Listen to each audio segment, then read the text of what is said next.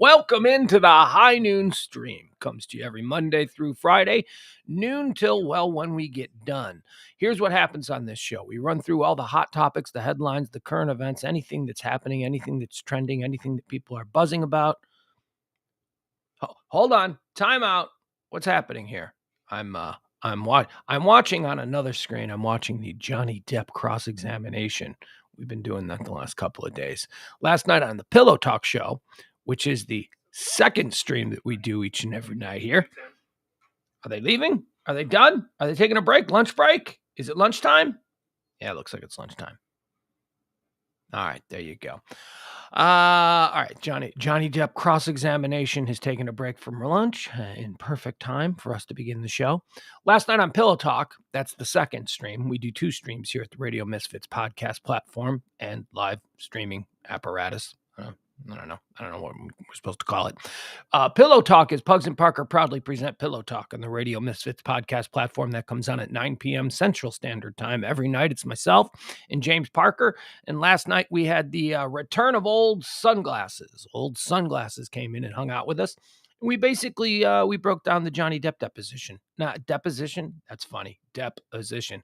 No, the Johnny Depp testimony from his civil case against his former wife, Amber Heard. We also listened to the raw audio of one of their fights between, and it's pretty obvious. I suggest you go seek it out on your own. You can find it, YouTube, Google, whatever. It'll be out there. All right, so that's what we did last night. I've been, again, just transfixed by the Johnny Depp on the stand. The outfit, the glamour, the outfits, the attitude. Johnny's got a lot of attitude. Johnny doesn't like being cross-examined. Johnny's got some snark for Amber Heard's attorney, which is a whole lot of fun. Hi, John. John's able to join for a bit today. He's live in San Diego. That's great. John's all over the country. John checks in every night from some other exotic locale. I mean, really? You sure he's just not like in a house in Bedford somewhere just trying to make himself seem more interesting? No, John's very interesting. He's legitimately all over. He posts pictures if you follow him on his social platforms. You'll see. He can't fake it to that degree. Okay, so here's some of the things we're going to do today. Let me we got a couple of live things we might break in and watch. SpaceX is launching a rocket. Nobody cares about that. Yeah, but I do. I kind of do. I kind of like that stuff. I'm into it. I want to see what happens there. So that we might be breaking in around 12:50 or so just to watch a rocket go up into the sky. What else you doing? Sir, what else are you doing today? Something cool. Well, you don't want to say something cool could happen and then be like, it could like so because there's people on board. Something interesting could happen. Something tragic could happen. What are you, like a tragedy porn guru? Yeah, you know what I'm saying. I'm just saying. What's the piece of? Maybe we'll watch it. Maybe we won't. I don't know. I'll probably forget. I put it on you folks in the chat room to remind me. All right. So what else do we have here? We've got, we'll get through to all the headlines and all the things that make today so important in our history. All right, why is this? Hold on, a little technical issue here. I got very bad sleep last night. It was just, oh my God. I just got a lot on my mind, a lot of anxiety rolling in. I went to sleep like at a relatively normal time. I went to sleep at like 12:30. And then at 2:00 in the morning, I just sat up in bed and went, this ain't working. This is not working. Like an hour and a half of just laying there. I'm like, can't fall asleep. So I started just watching TV. And you know what I stumbled on? You know what I started to watch? You remember Moneyball? Yeah, everybody knows I'm a big baseball fan. Remember Moneyball? I love Moneyball. Moneyball is a great baseball movie. Brad Pitt, Jonah Hill, about the 2002 Oakland Athletics. And about how the 2002 Oakland Athletics, here's the story, okay? Because I tend to hate watch Moneyball. I love it. Don't get me wrong. I think it's one of the better baseball movies ever made. But I'm watching Moneyball last night. And once again, I'm reminded this story is absolute bullshit. I know it was put out as a book and everybody read it and it made Billy Bean a hero as far as being able to manipulate sabermetrics and all those kinds of things. And it's the way baseball is run now. I understand all of that, but it's only half the story. I mean, they talk about how they used based on these new age baseball metrics to put together a team that was affordable and a team that could win. And they focused on that. They focused on the acquisitions. They focused on the dumping of big name veteran players, all of that. And it's like, oh, Billy Payne's a genius. Look at what he was able to do. They actually won. You know what they spend very little time mentioning? They spend very little time mentioning that team had Tim Hudson, Mark Mulder, and Barry Zito on the pitching staff. So it's kind of like, oh, you're going to avoid that, are you? Yeah, I understand that you did this on the cheap, but you had like 3 tremendous arms on your pitching staff that you guys really don't mention. That's always been my take when watching that movie. Like Moneyball, mention like the really awesome pitchers that you have. Don't tell me about the washout first baseman who you grabbed from like, the Pacific Northwest League who'd been out of baseball for 4 years, who because of the way he hit with runners on and a guy at third and blah, blah, blah. Stop telling me about that. Tell me about Barry Zito. Tell me about Tim Hudson. Tell me about, but they don't do that. So I was up late last night. I didn't get much sleep. And then I woke up early. It's just, I'm a mess. But that's not going to stop me from giving you everything that you need to know about today.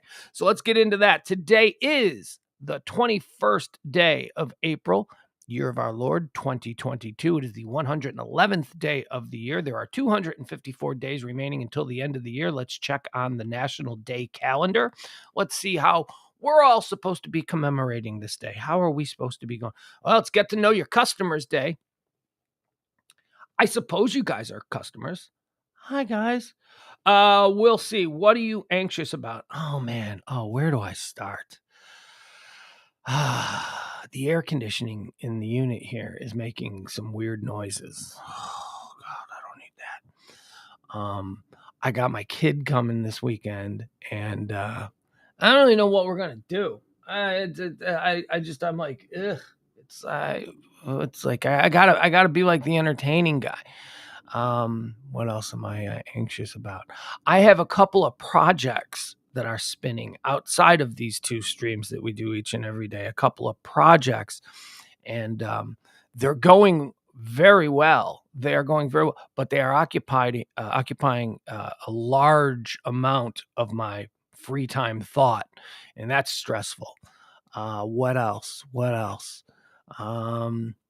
The dog. The dog is getting to a point of no return. The dog is getting to a point where she might. That's all I'm going to say about it. What else? And it's not even my dog. How did I go and fall in love with somebody else's dog? And now it's like, what else do we have? There's just a lot of things. Yeah, economic strife. I'm very concerned about the Amber Heard Johnny Depp trial. Very concerned about. There's just a whole lot of things. But thank you for your concern. I appreciate that. Hi, April. April's here hanging out. Let's see here. It's National High Five Day. So there you go. High five your bro, if you will. High five. I'm high fiving everybody. Everybody here's what we're going to do. We're going to do a virtual high five. Everybody put your finger. You know what? Some of you aren't going to do this, and you people are dicks. So on the count of 3, everybody high five your camera. Click. There you go. There's a quick little high five. A National High Five Day. How did the high five start? Do we know that? Because the high five wasn't always a thing. The high five, like people used to just shake hands. When did Now we got to find out when the high five started. Now we got to find out what the origin story of the high five is. When do you think? Late 70s? Right? Because in the early 70s, in the 60s, it was, give me 5, Jack. And it was like, a normal, like, yeah, give me 5. It was like that. Let's bring that back. Let's bring back traditional 5s, right? Let's do that. Give me 5. I'm going to start doing that from now on. I think that would make me more interesting. It's another thing I'm anxious about. I feel I'm not that interesting these days. I'm not just each year on the third Thursday in April, we observe National High Five Day. This is a fun day where you can high five everyone that you see. Oh, you're going to be fun guy? Are you going to be fun guy at work, high fiving everyone? Folklore fills the hallowed halls of sports stadiums concerning the origins of the high five. From the basketball to the volleyball court and the baseball stadium, the sports metaphor has been well worn on this topic. The two most well-known claims take place in less than a 2-year time span. During the last 1977, that's right, late 70s. During the last 1977 regular season Dodgers game, Dusty Baker hit the home run that made the team the first in history to have 4 players with at least 30 regular season home runs. Dusty Baker. Look at him. Still managed, and he's still down there in Houston. Woo. As Baker rounded third and headed home, Glenn Burke waited at home plate to congratulate him. In a moment that is Dodger history, but was never televised, Burke greeted his teammate by raising his hand and then slapped hands in a victorious high five. During basketball 78-79 season, the University of Louisville basketball team switched up their regular low fives. They're not low fives, they're fives. They're five. There was no high five. There was no variant. So it was just fives. Switched up their regular fives on the home court thanks to Wiley Brown and Derek Smith. Out of the triumphant sports gestures such as the fist bump, fanny slap, end zone dance, and chest bump, the high five stands in a class all its own. It does. But you know the one that I liked? The one that we used to do when we were younger? Going back to the Oakland A's, although this was the Oakland A's of the Bash Brothers era of the 1990s. Do you remember Big Guns? Oh, yeah. Don't you remember Big Guns? We used to big gun all the time. Instead of high five, instead of chest bump, instead of fist bumping seems very douchey. What's up, brother? What's up, my man? What's up? I don't fist bump. In fact, I reject the fist bump. I will in certain situations, like if I'm in a scenario where one of the people is like douchey and we don't need to shine a spotlight on the fact that they're douchey. And if they want a fist bump, I will give them a fist bump, but I'll never offer a fist bump. I'm not that guy. I will never fist bump me, brother. Fist bump. Although it was kind of something that a lot of people started doing during the pandemic. All right, back to Big Guns. Do you remember Big Guns? Big Guns was when Jose Canseco would hit a home run and Mark McGwire was on third. When was Mark McGwire on third? He hit a double and bad throw. I don't know. It's not like he laid down a lot of triples in his career, but you know what I'm saying? All right. So it'll be like if Jose Canseco hit a home run and then like maybe McGwire or Ricky Henderson or one of those other Oakland players, they would be at home plate. And as Canseco would come to home plate, they would big gun each other. And it became a thing in the 90s. Big guns is when they would take their forearms and they would they would mash forearms. Big guns, big guns. And then all the players would line up and they just big guns, big guns, big guns. I like that one. I like that one because it wasn't overplayed. That shirt's rising up. Shirt is rising up. All right, so there you go. Look at us. Look at us. We've already learned something. We've found out what the origin of the high five is, and we got to give credit to Dusty Baker and Glenn Burke. It's National Chocolate Covered Cashews Day. How are you going to ruin a good cashew with chocolate? Yo, that's right. You're ruining it. You're ruining it. I love chocolate. I love cashews. I just don't think that they need to be together. Too much of a good thing. Too much of two very attractive items do not mix well. Look no further than Amber Heard and Johnny Depp. National Kindergarten Day is today. National Kindergarten Day. I remember kindergarten. I remember kindergarten. I went. Actually, I don't really remember. I just have like these flashbacks of kindergarten. I got no kindergarten stories. It's National Yellow Bat Day. What is this? What is Yellow Bat Day? I don't know what a yellow bat day. Is this like a baseball bat or is this like the animal? April 21st honors National Yellow Bat Day. On this day in 1967, the Army activated the 265th Army Security Agency Company Airborne, which with the 101st Airborne Division. Okay, so So it's a military thing. The official insignia, I see it now. It's a yellow military patch with like a bat signal on it, which is kind of cool. All right, there you go. That's what today is all about. So we just got through the national calendar. So far, so good. Rob Barr says, well, here, let me see what some people are saying here in the chat room. Byron's commenting on the fist bump thing, or I mean on the big guns thing. Big guns, big guns. April says, you need to share a moment of joy. Yesterday, a college pitcher tackled a guy rounding third base after a home run. I didn't see that. I stopped doing moments of joy. I'll tell you why. I felt that it was something that I had to stop the show to do. So here's what may happen. I do enjoy the idea of putting some good out there. But yeah, here's a little something we can all, after whatever we've talked about, here's a little something we can all agree on. This is good. I like that. I like that unifying moment. But I didn't like it at the beginning of the show. So maybe the last thing we do, that's a great idea. Maybe the last thing that we do will be like some kind of moment of joy. Because I saw a puppy video the other day, and I was like, man, I wish I still did moments of joy because this is so cute. Cute. Let's see here. Jeff Glenn says, let's talk about the often overlooked precursor to the high five. I'm referring, of course, to the middle five, which occurs off to the side and between the waist and shoulders, usually executed as one participant is running past another.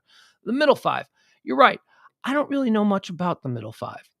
Rob says, Byron, Mac, yourself a pro slick. I speak jive. Oh, okay. Rob. Yes, Rob, you speak jive going way back. Jeff Ballard, our new friend Jeff, who's just a wonderful supporter of the show. Thank you, Jeff. Don't be mentioning chocolate in the same sentence as Amber Heard. Now I'm thinking about her crapping in the bed again. I know. That might have been something else that kept me awake last night. I was like, Amber Heard, Johnny Depp revealed that Amber Heard took a poop on the bed last night during his testimony. A lot of things were brought up, but that's the one that I'll take away. That's the one I will never forget. That's the one that stink is going to be around Amber Heard for the rest of her life, as far as I'm concerned. I don't care what she does. She could 10 years from now win an Oscar for just an amazing portrayal of the mother of an aged child or something, something really powerful. And she'll be up there on stage and I'll go, she pooped on a bed. She's crazy. She's a crazy lady. That's going to, like I said, that's going to hang around her for the rest of her life. All right, let's do this real quick. Let's check in.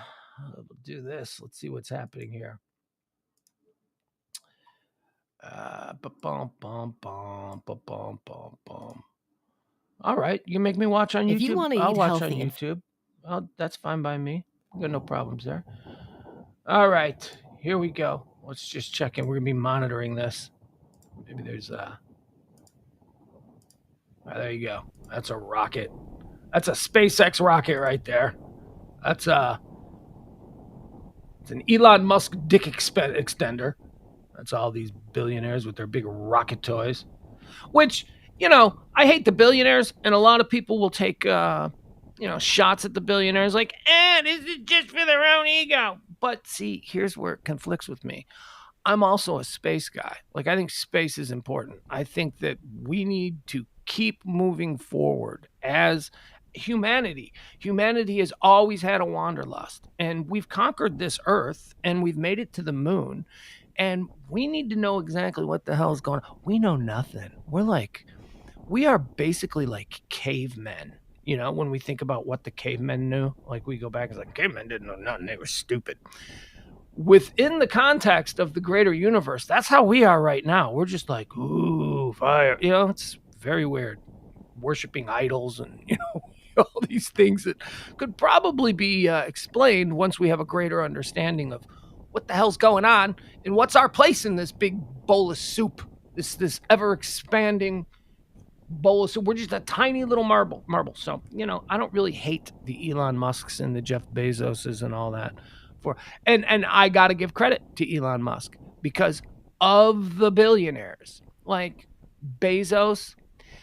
Bezos is trying to start like a space tourism thing. Like he's like, well, I'm just gonna take rich people on rides around the globe. It'll be great. That's his angle. He's like a big dumb guy. He's a big dumb guy who realized that people don't like to go to stores anymore. That's how Jeff Bezos made all of his money. He doesn't have any like greater concern.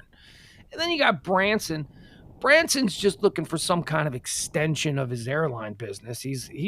Branson wants to build like, I want to build a space station hotel, and again, only rich people will be able to go. Musk is actually doing shit. Musk is actually like, building the things that we need in order to truly explore the outer reaches of our universe. So that's why I'm a bit team SpaceX, right? I'm not team, hey, let's put Pete Davidson in the space. I don't give a shit about that, William Shatner, Michael Strahan. What are you doing, Bezos? I don't care. Just get my packages here quickly. And credit to Bezos, he does that fairly well. So I don't have much complaints about Amazon things. SpaceX is doing it cheaper than NASA. Of course, but that is a conversation that we can have. Of course, they're doing it cheaper than NASA, but the gains are not quite as ecumenical as they were with NASA. NASA was doing it basically in the name of a nation, in the name of a people, in the name of the world, whereas Elon Musk is doing it for himself. Elon Musk is just going to be cashing checks off SpaceX. I mean, that's the bulk of his worth. People think, he's the wealthiest guy in the world. It ain't from Tesla. T-minus 29 minutes and 25 seconds. All right, so we got some time. It ain't from Tesla. Tesla ain't a huge moneymaker for him. At this point in the countdown, kerosene and liquid oxygen propellants are being loaded into the first stage of the Falcon 9 out at pad 40. All right. While kerosene is also being loaded into stage 2, liquid oxygen loading into stage 2 won't begin until T-minus. All right, we'll keep a look on that. Musk's money comes from the contracts because he has actually assembled a team that seems to be doing well. I mean, we hired all the NASA people. I would like to see a nationalized space service come back and be the leader in this, but hey, people can't get rich off NASA. I mean, and Elon Musk, because of SpaceX and the contracts that he has with governments around the world, guaranteed contracts. Well, yeah, until there's a coup. But he's got all these contracts and all these. That's why he's the richest man in the world. So it has been beneficial to one individual, and hopefully the idea is down the road it will be beneficial to all of us. But I don't know. Elon Musk is also attempting to put all the truckers out of business. So. With his automated trucks. I read an article with him. It was going around, and it was from just a couple of months ago. It was like from back in October, where he makes no qualms about the idea that there will be no need for the American trucker by the year 2050. He sees absolutely nobody driving a truck, and he makes all of these pretty good cases for it, but at what cost? So then what are these truckers going to do? What's in 2050, what's like a 65-year-old trucker going to do when maybe he can retire, I guess. Hopefully he'll just make all the money he can now. Have you seen the autonomous trucks too that he's building? They are space age looking things, man. This whole idea when we're driving down the roads and we see these like rickety giant trucks that are just, big giant things pulling other big giant things with 18 wheels. That's not what the autonomous trucks look like. No. They look like some kind of space invasion thing. Hey, progress, man. Progress. But again, like I always say, what are we going to do when there are no ditch digging jobs left? What are we going to do? How is society going to continue to move forward? We'll move into some kind of an autocracy where it's just like, hey, all I'm saying is that I've seen the Hunger Games, right? And that's kind of where that all leads. That all leads to Hunger Games. That's all I'm saying. All right, let's get into what we're doing. But I do, again, I don't want to make any, I do not have any hard, solid hatred for Elon Musk with his space endeavors, because I'm a space nerd. I think space is important. And I think, as Jeffrey Ballard pointed out, there is just way too much graft and corruption and ridiculous overspending by contractors. Let's be honest. I mean, the reason that NASA didn't make well, it's not, NASA wasn't supposed to make money, but the reason that the budget for NASA was so expensive was because of the private sector. It was because of the general contractors. It was because It was because of like General Dynamics and McDonnell Douglas and all of these people who were charging, I don't know, $1 million for a wrench. And then the graft comes in where you have some bureaucrat who goes, okay, I'll pay that. When in the case of an Elon Musk, he can go, I ain't paying that, stupid. I can make that myself, which, the good and the bad. But I do like SpaceX. I don't want this to come across as me like being anti-SpaceX, because I'm a little bit more anti-Bezos and shit. But competition, you need competition. So, it can't just be Elon Musk out there. So they serve a purpose. The Bransons and the Bezoses, they serve a purpose at the moment. But let's not kid ourselves. SpaceX is the one that seems to be moving the quickest forward. Adam says Waymo, now owned by Google, is also trying to do that. Plenty of autonomous car companies. Yeah, they are. Yeah, and that's not good for the American truck driver. That is not. But is it progress? And that's the question that we have to grapple with. Why are we? By the way, Adam, did you have a baby? Emil said yesterday that you had a new baby. If that's the case, God bless you, man. I hope that Libby's well. I hope that the family's doing well. If not, just disregard everything that I just said here. But how wonderful if that's true. Adam was missing yesterday, and I wondered why he was missing, because I like to fight with Adam. And then E, who was on yesterday, he said that I think he had a baby or something. I don't know. E, it's E. He might not have all the facts straight. So. Let's see here. What else? So we're going to be monitoring the Johnny Depp trial. Let's get into some of the things that happened on this day in history, shall we? Okay, on this day, here's a big one, 753 BC. Don't typically like to go back this far, but why not? Romulus founds Rome. This is a happy birthday, Rome, on this day in 753 before Christ. Oh, you got an 11-month-old baby. Okay, well then never mind. Just forget everything nice that I just said. But still, extend my best wishes for your family, because they're wonderful people, even if you're terrible sometimes. Happy birthday, Rome, on this day in 753. Romulus founded Rome. And Remus, his brother, the story of Romulus and Remus. Boy, man, you want to talk about sibling rivalry. Your brother founded Rome. What did you found? A hot chicken place on the south side of Chicago, Remus's Chicken. 1836. Here's a big day for us here in Texas. During the Texas Revolution, the Battle of San Jacinto, Republic of Texas forces under Sam Houston defeat troops under Mexican General Antonio Lopez de Santa Anna. Hope that I'm saying that properly. That was on this day in 1836 in the Texas Revolution. On this day in 1918, during World War I, German fighter ace Manfred von Richthofen was shot down and killed over Vaucluse in France.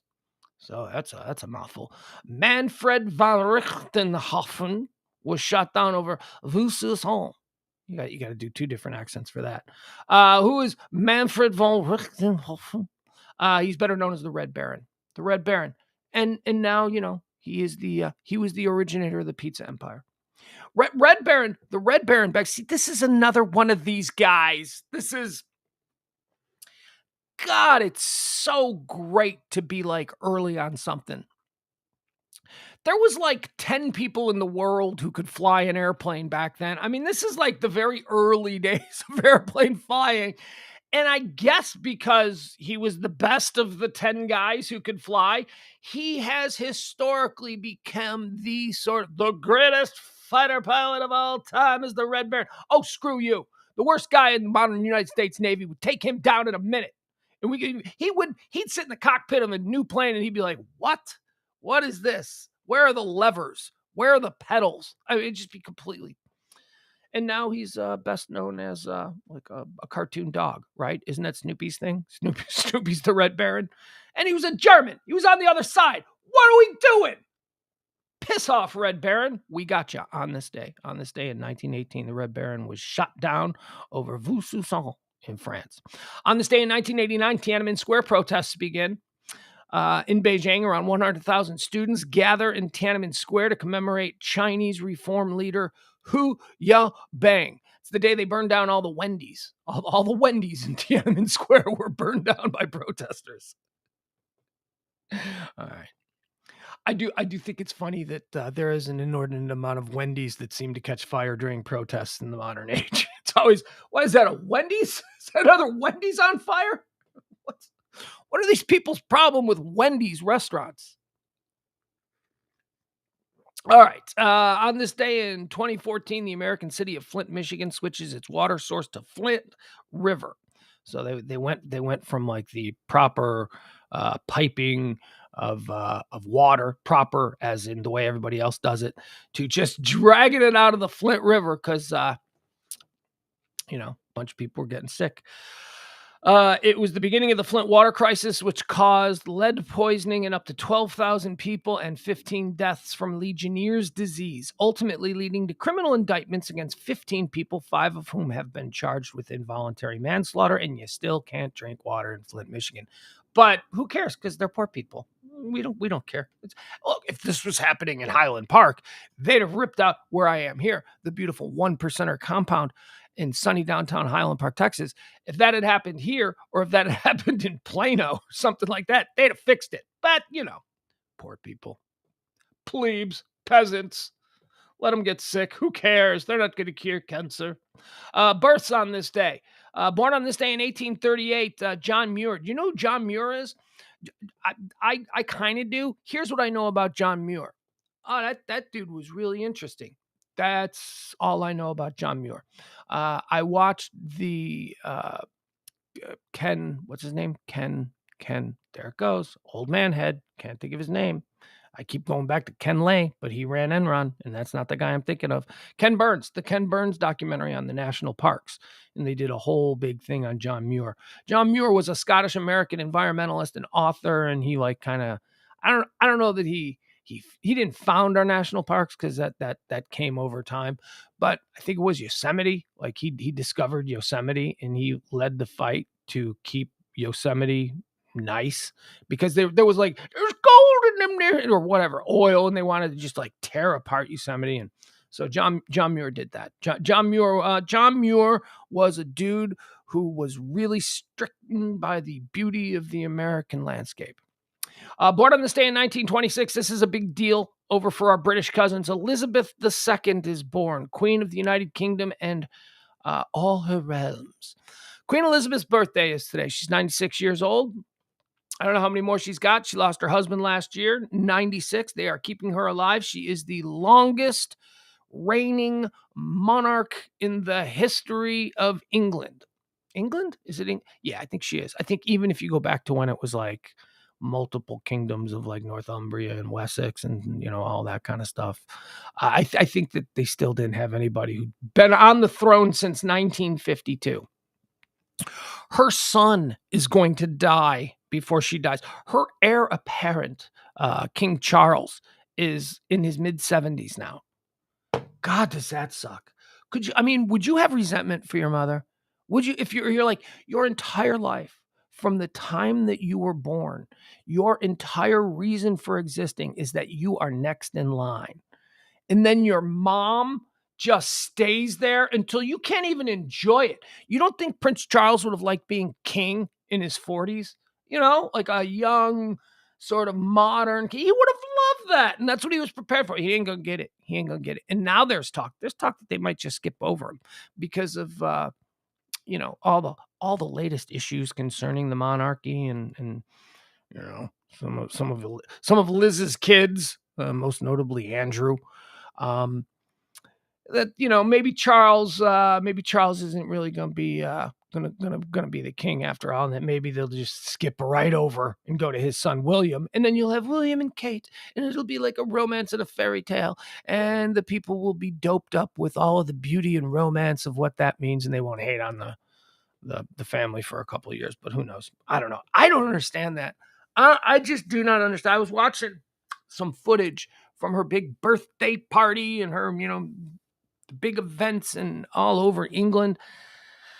Man, I don't get it. I don't get it because the people I love England. I've been to London. London is one of my favorite cities. It is such a cool place, especially if you like history and drinking, because big drinking city.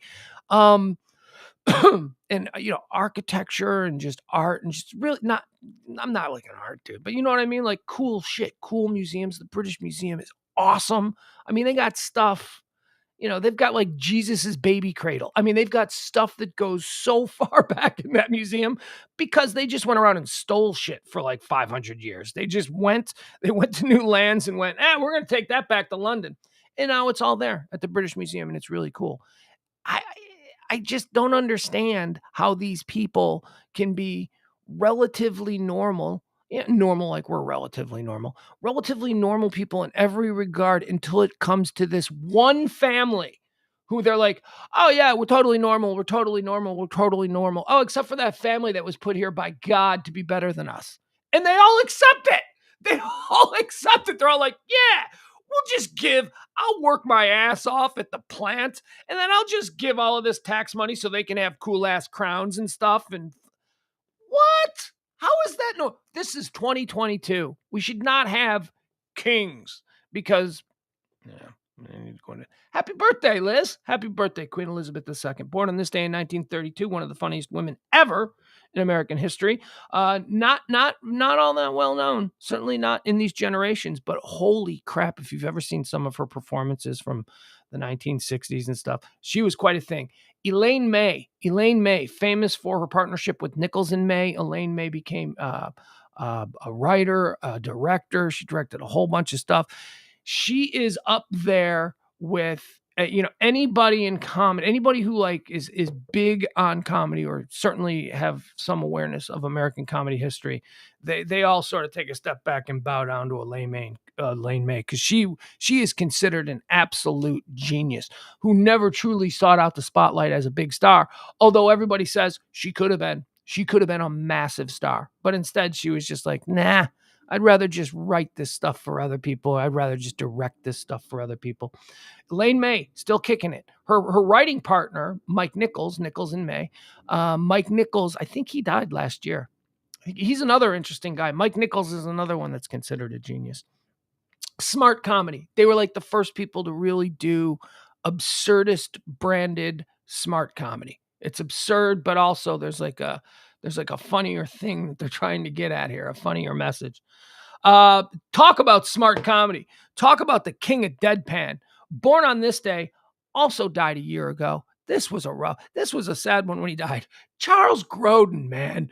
Charles freaking Grodin. Charles Grodin was born on this day in 1935. Charles Grodin is funny. That guy, I could do a Charles Grodin draft.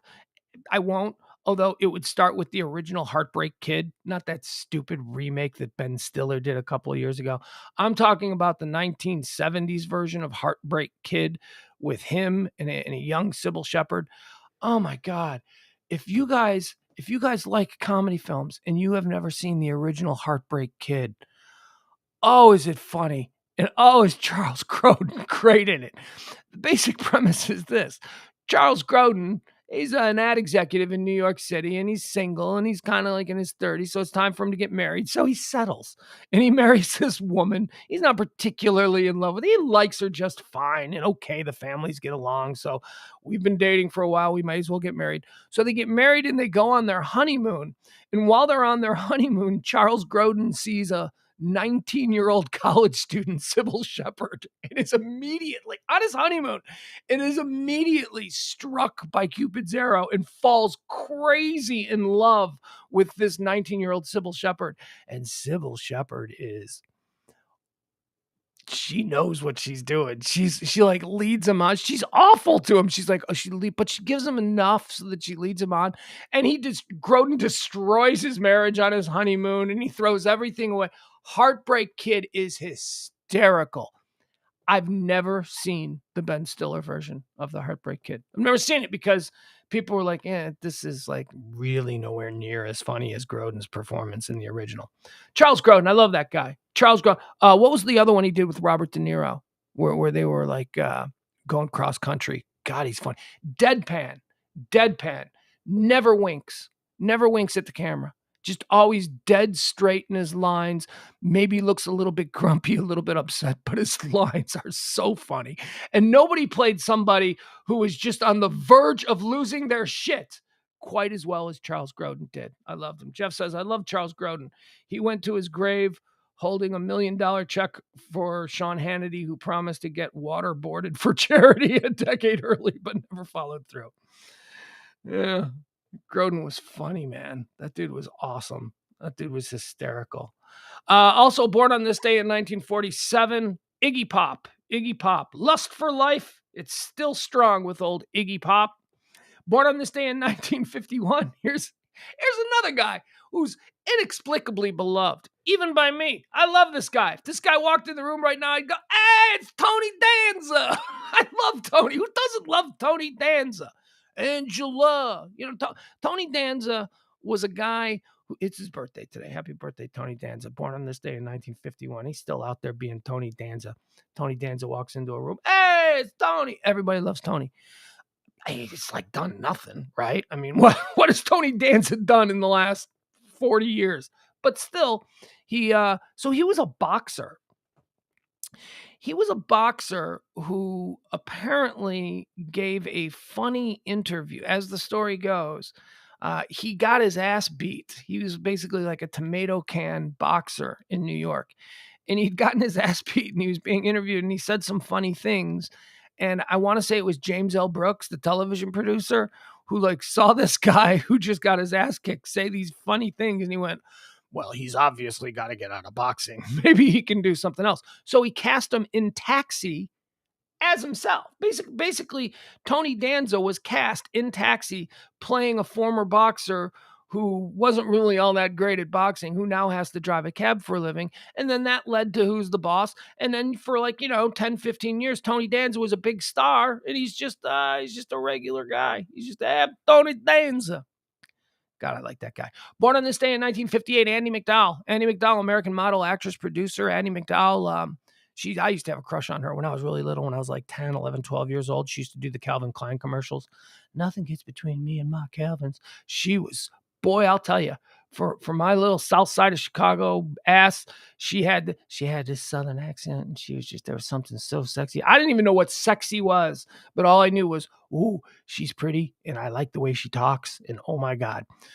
Andie MacDowell went on to have a nice career as an actress in big films. I can't name any of them. None of them are really memorable to me.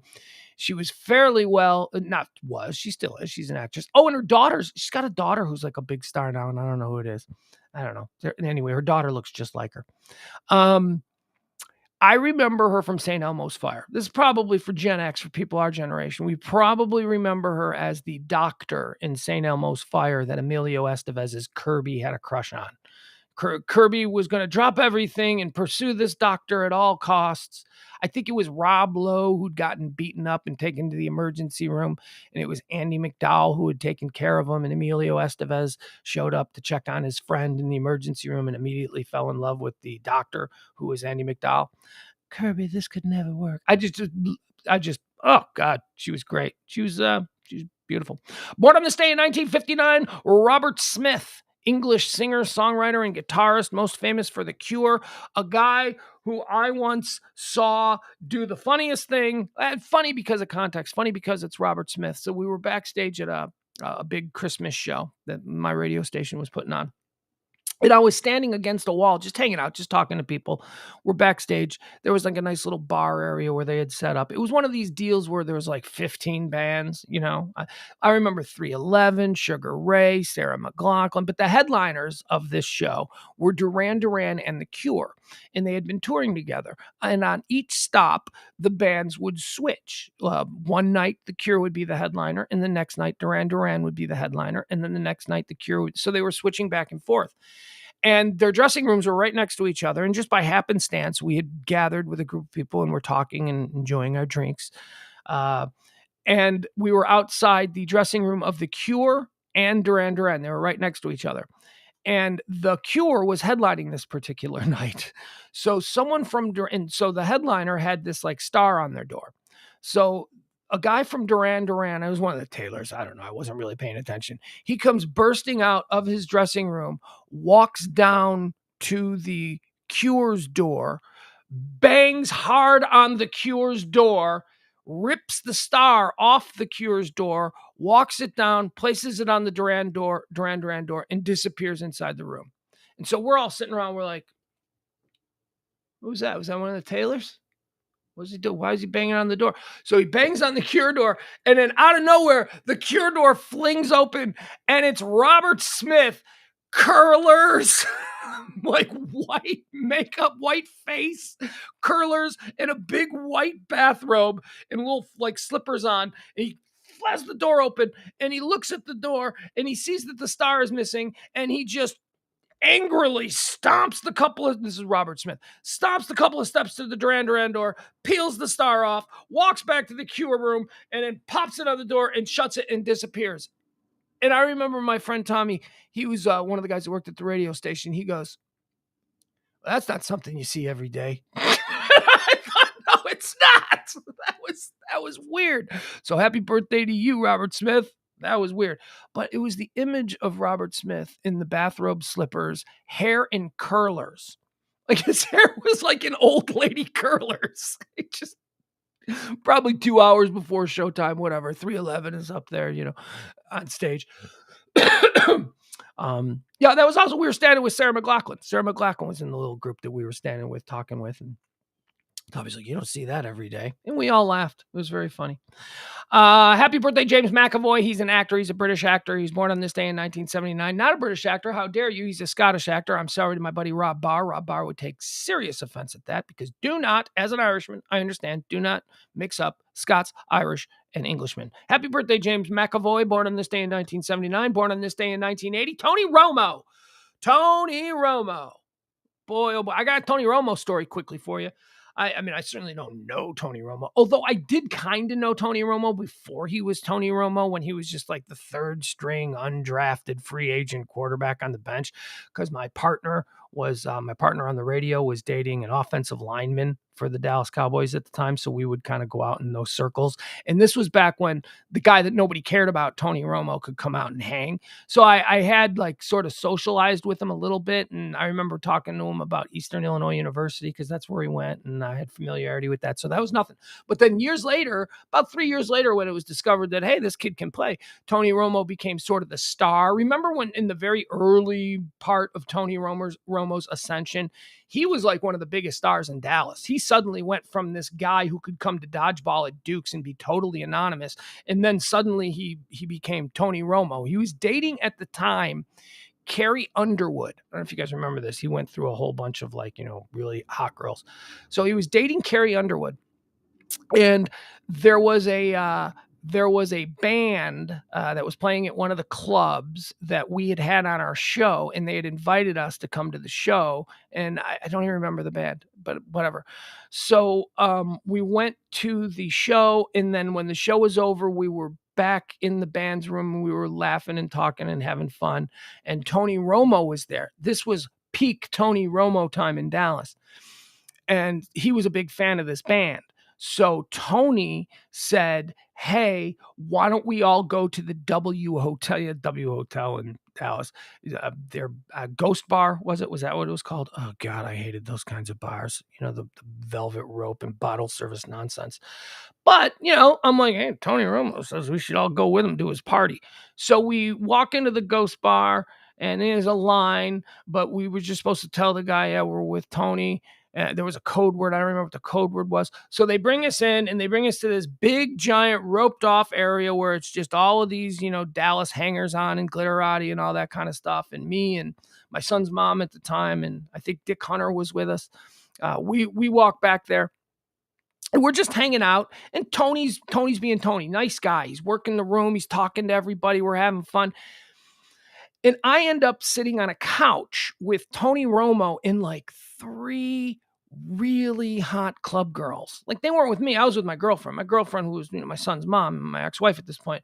So we're talking, but we're sitting down on this couch in this area. And Tony is sitting right next to me. And he's not talking to me. We're on a couch in a club. I'm turning this way and Tony's next to me and he's turned this way and he's got a girl on his lap and he's got two other girls that are like, oh, Tony, you're so fantastic. The life of a Dallas quarterback. So I was kind of paying attention to that. And then all of a sudden, this big dude comes running through the crowd, right? And he comes bounding into the VIP area. He's like, Tony, Carrie's here. Because Carrie Underwood showed up, right? This is probably 2006, 2007, somewhere in that. Carrie's here. And so Tony has this girl on his lap, right? And he stands up immediately and the girl falls off the floor, and she gets up and he's like, okay. And he's like, move down. And he's getting rid of all of these girls. And he takes the girl that was on his lap that he had accidentally knocked to the floor and he picks her up. It was really nice. Like, it wasn't like, I hate you. It was like really nice. It's like, oh my God, I'm so sorry. Are you okay? And then he turns to me and he goes, here, talk to her. And he puts her down. And so that now it looks like he's sitting all by himself, just waiting for Carrie to show up. And then Carrie Underwood walks up and I thought, man, that's funny. That is funny. They didn't last anyway. They probably didn't have a really strong relationship, but he didn't want to hurt anybody's feelings. There's my Tony Romo story. Happy birthday, Tony Romo. A couple of deaths on this day. In 1996, Jimmy the Greek Snyder passed away. Jimmy the Greek. I just watched the 30 for 30 on Jimmy the Greek a couple of months ago. That dude should have been worth so much money. He made so many mistakes in his, he was old school. He was just like, it's better to have a trunk full of cash than a whole bunch of IRAs. Stuff like he made dumb guy 1930s kind of financial decisions that ended up just completely leaving him broke. Of course, we know Jimmy the Greek Snyder was a television guy. For those youngsters out there who don't remember, he used to be the prognosticator on CBS Sports. It was Brent Musburger, Irv Cross, either Jane Kennedy or I don't know, CNN Pamela Brown's mom. I can't remember her name. She was a Miss America, something like that. I don't know. But he used to do bets. He used to do I'll tell you, there's no way that the Packers are going to cover today against the Lions. That kind of stuff. And you could do that openly on TV, I guess, back then. But he was a phenomenon. He was, you would watch in the 1980s when you were watching the pregame show, you tuned in for Jimmy the Greek. That's the reason that you watched CBS. With all due respect, it wasn't Brent Musburger. It wasn't Irv Cross. That's not the reason we were tuning in. We wanted to see what the Greek had to say about our team. Because the Greek, and I don't even know if he was good. I don't even know. We didn't have the internet. We couldn't check, his statistical. Oh, Jesus, did it go off? Hold on. Oh my God. Hold on. Let me see something. Ah, damn it. We missed it. Northeast over the Atlantic Ocean with these 53 Starlink internet satellites. Start of MVAC engine chill. All right. We're 2 minutes late. SpaceX went off. There it is. 2 minutes late. Did any of you people in the chat room tell me, or was I too engrossed with my story about Tony Romo cheating on Carrie Underwood? Yeah, Groundhog's Day. Thank you. Groundhog's Day. Andy McDowell was in Groundhog's Day. She was in Green Card. Didn't see Green Card, but Groundhog's Day. Absolutely. All right, it looks fine. Nothing's gonna happen here. All right, there you go. SpaceX went off. We missed that. Sorry, wasn't really all that important anyway. Where was I? Jimmy the Greek Snyder. He was really important. And then one day he went to a banquet in Washington, D.C., and there were a bunch of cameras around, and they just started asking celebrity questions, and they asked him about the black athlete, and he said some things, and nobody ever heard from Jimmy the Greek again. Jimmy the Greek said some things that I'm not going to go there. Here's what I'll say about Jimmy the Greek and what he said. I think that he could have been more artful in the way that he said the things that he said, but I don't believe that there was any intended malice to what he said. Other than he was asked, why is the black athlete superior to the white athlete? And he didn't say, that's not true. the black athlete isn't. He basically went, well, there's a very good reason for that. And he said that it was because they would take, throughout the history of the black American, their genetics go all the way back to the idea that when they were slaves, you would take the biggest, strongest male slave and the biggest, strongest female slave, and you would breed them like livestock, which is shudder. You would breed them because you wanted to create babies that were bigger, stronger, and could work the fields harder. And he basically went into that whole thing. And I mean, I guess the whole subject of slavery is just what he got in trouble for. We can't talk about America's, ugliest thing. I don't know. Because all right, just we're done. Anyway, it ended his career, and he got in trouble for it. And he probably could have said it better, but he wasn't a smart guy. He was like a gangster. He was like a 1950s gangster from Youngstown, Ohio. Okay. Also, he died on this day in 1996. Died on this day in 2016. Prince. Boy, oh boy, does it seem like it's been 6 years since Prince died? How crazy is that, huh? I loved Prince. I loved Prince retroactively. I enjoyed Prince in the 80s when I was little. And then in the 90s, I thought he got a little bit weird. But honestly, I mean, compare him to Michael Jackson. He wasn't weird at all. He was strange. But Michael Jackson was next level strange. So, I don't know. I kind of got out on Prince. And then when Prince died, I was like, oh man, that kind of sucks. Because, you're tethered to it from your childhood. And I'm like, oh God, he was so young. Why did he die? And then, in the years that followed Prince, I got way back into Prince music. I got way back into listening it while cleaning the house. God, he was great. He was so great. And I did the impossible. My son enjoyed Michael Jackson music when he was really little because there's a lot of like kid-oriented things that. All right, stop it. Michael Jackson, separate the art from the artist. Michael Jackson had some bangers, and they're still bangers. And my kid liked them. But I remember arguing with like my 7-year-old son that no, you need to recognize the difference between Michael Jackson and Prince, and you need to start listening to Prince music. And so I forced him as a part of my ongoing cultural education of my young son to appreciate what Prince was able to do as a musician, as an artist, as a creator, as a producer, as all these things. And to this day, I think now at 12 years old, he's like, yeah, Dad, Prince was actually kind of much cooler. Prince actually was doing way more. So there you go. I consider that a victory. All right, let's get into the things that are trending today as we Adam says, I had an interesting night doing Uber in 2019. 3 different sets of kids that I'd picked up at SMU were chatting about how Tony Romo was sleeping with a co-ed. I found it fascinating, even if just a rumor. Well, those rumors don't come from whole cloth, Adam. There's usually a little bit of something there. Maybe not all the details are checked and, I's dotted and T's crossed, but yeah, where there's smoke, there's fire. That's what I believe. Byron says that popular meme of him on a golf cart is backstage here in Dallas. That was my golf cart. Who are you talking about, Byron? You talking about Romo? Tony Romo? Because, yeah, I fall behind and I forget. All right, let's talk about what's trending. 800 million. Congress is going to send more support to the Ukraine. 800 million more. 800 million is nothing. I hate to say it. There are people in this neighborhood that have $800 million. It is really nothing when you consider the amount of spending and that we throw around here as a country. And that's probably why it's like not a problem. It's like, yeah, whatever. Okay, we're going to send that. That's far less than, but where does all this money come from? Where does all this 800 million more after we've sent, untold billions? And I'm not talking about whether or not we should be sending this money. That's a completely different conversation.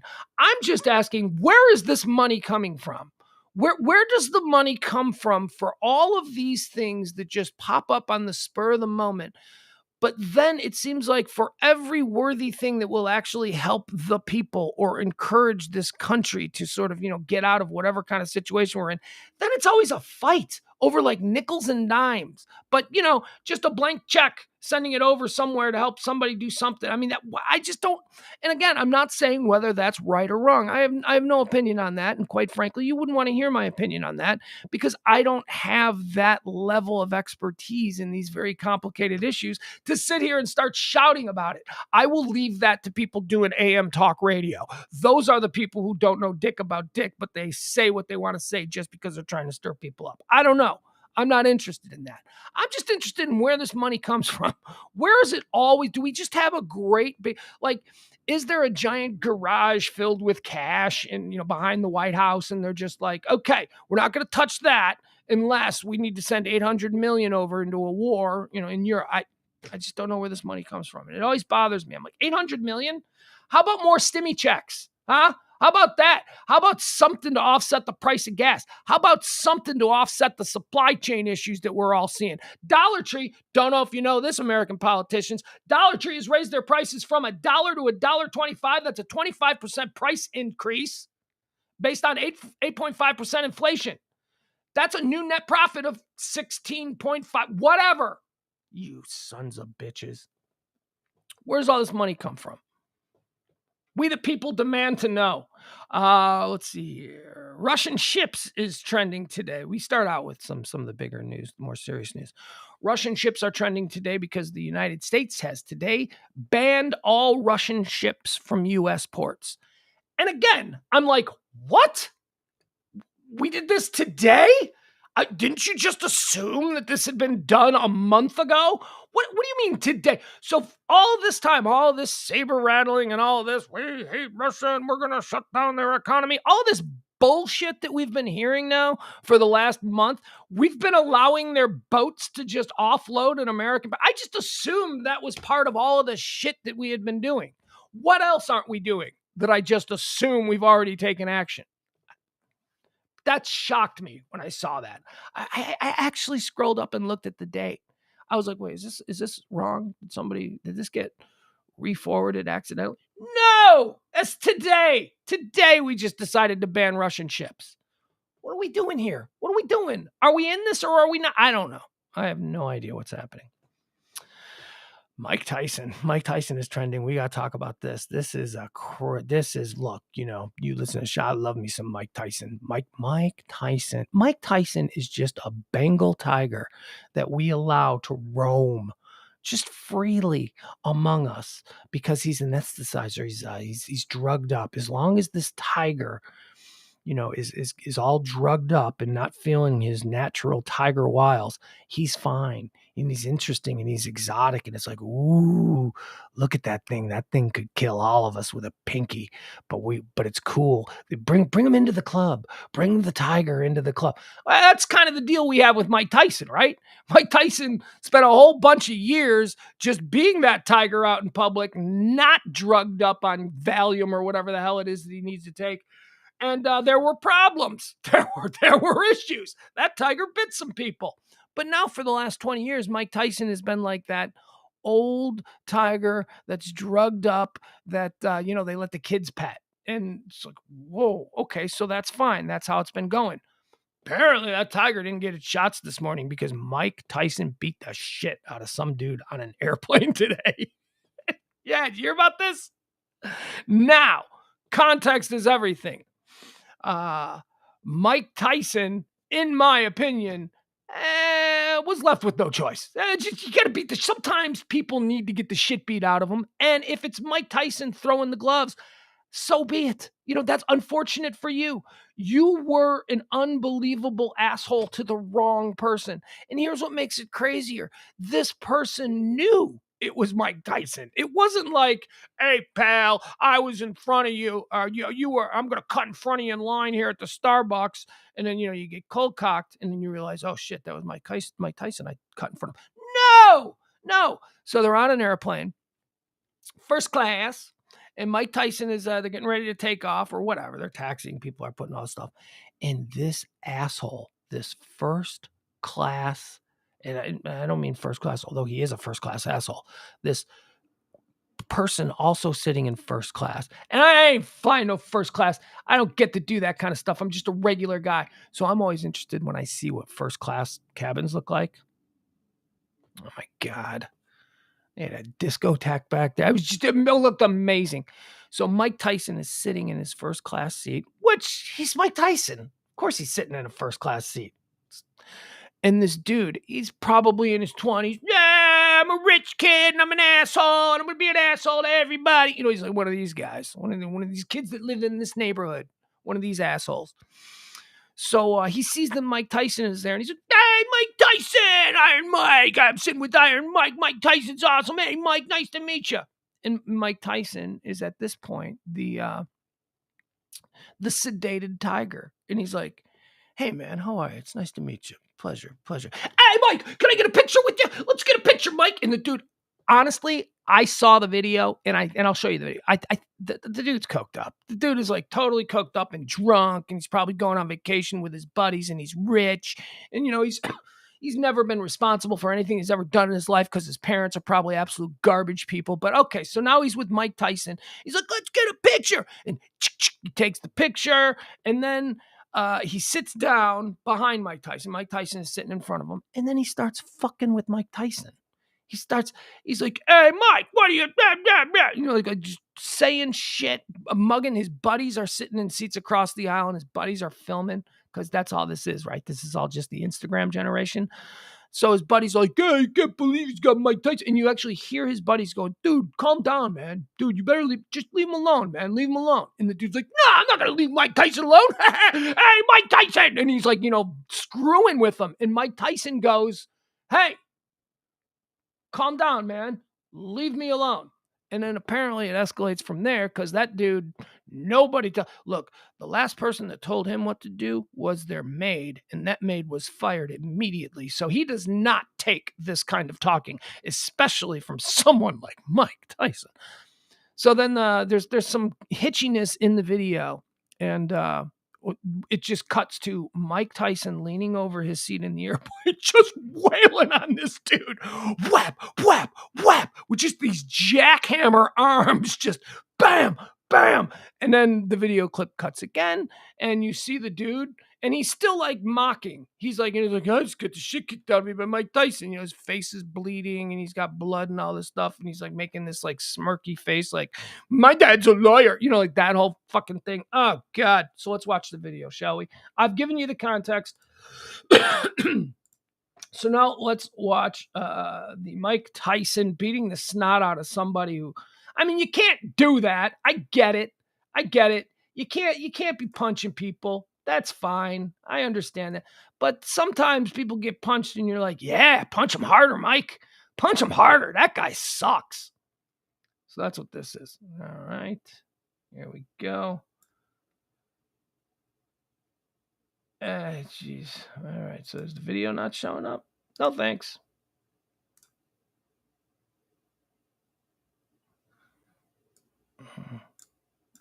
Okay. Let's go to here. This is Lumen. All right, so here we go. Let's see if we can find this. Here we go. Sorry, I had to jump to a different video. I haven't seen. This is probably the same video. I haven't seen this version. This one is TMZ Sports. So let's see. Here we go. This is George Sullivan. All right, so you see this. So he's being like real irritating to Mike. He's like, watch this. All right, we'll watch again. This is George Sullivan, Mike Tyson, bro. This shit crazy, bro. Mike Tyson. My dog done got lit, man. He over here rapping with Tyson. Mike Tyson trying to get us some shrooms. You don't know how to act. Tyson looking out, man. That shit crazy. So his friend is saying he don't know how to act, talking about his friend getting out of line with Mike Tyson. I never gave you his money. Peasants.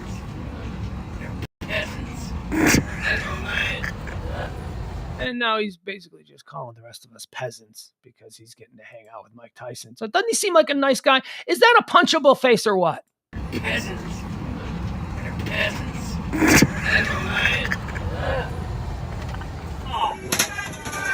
And here it goes. Hey, Mike, come on. Let's go stop back. Let's lose the horse, man. Hey. That old man.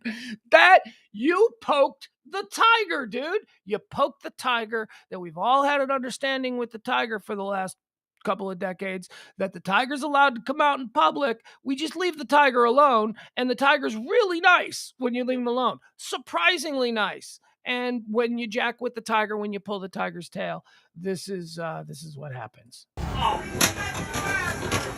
Hey. Hey, Mike, come on. Let's go stop back. Let's lose the horse, man. JetBlue, man. Look at him. He's like clowning him. Now, this little bitch, he seems to be clowning here like, he actually has now filed charges, and oh my God, there's probably going to be a lawsuit. And, That flight, boy just got beat up by Mike Tyson. Turn that way. Yeah, he got f***ed up. Just trying to ask for an autograph, man. I don't know what happened. all right, so there you have it.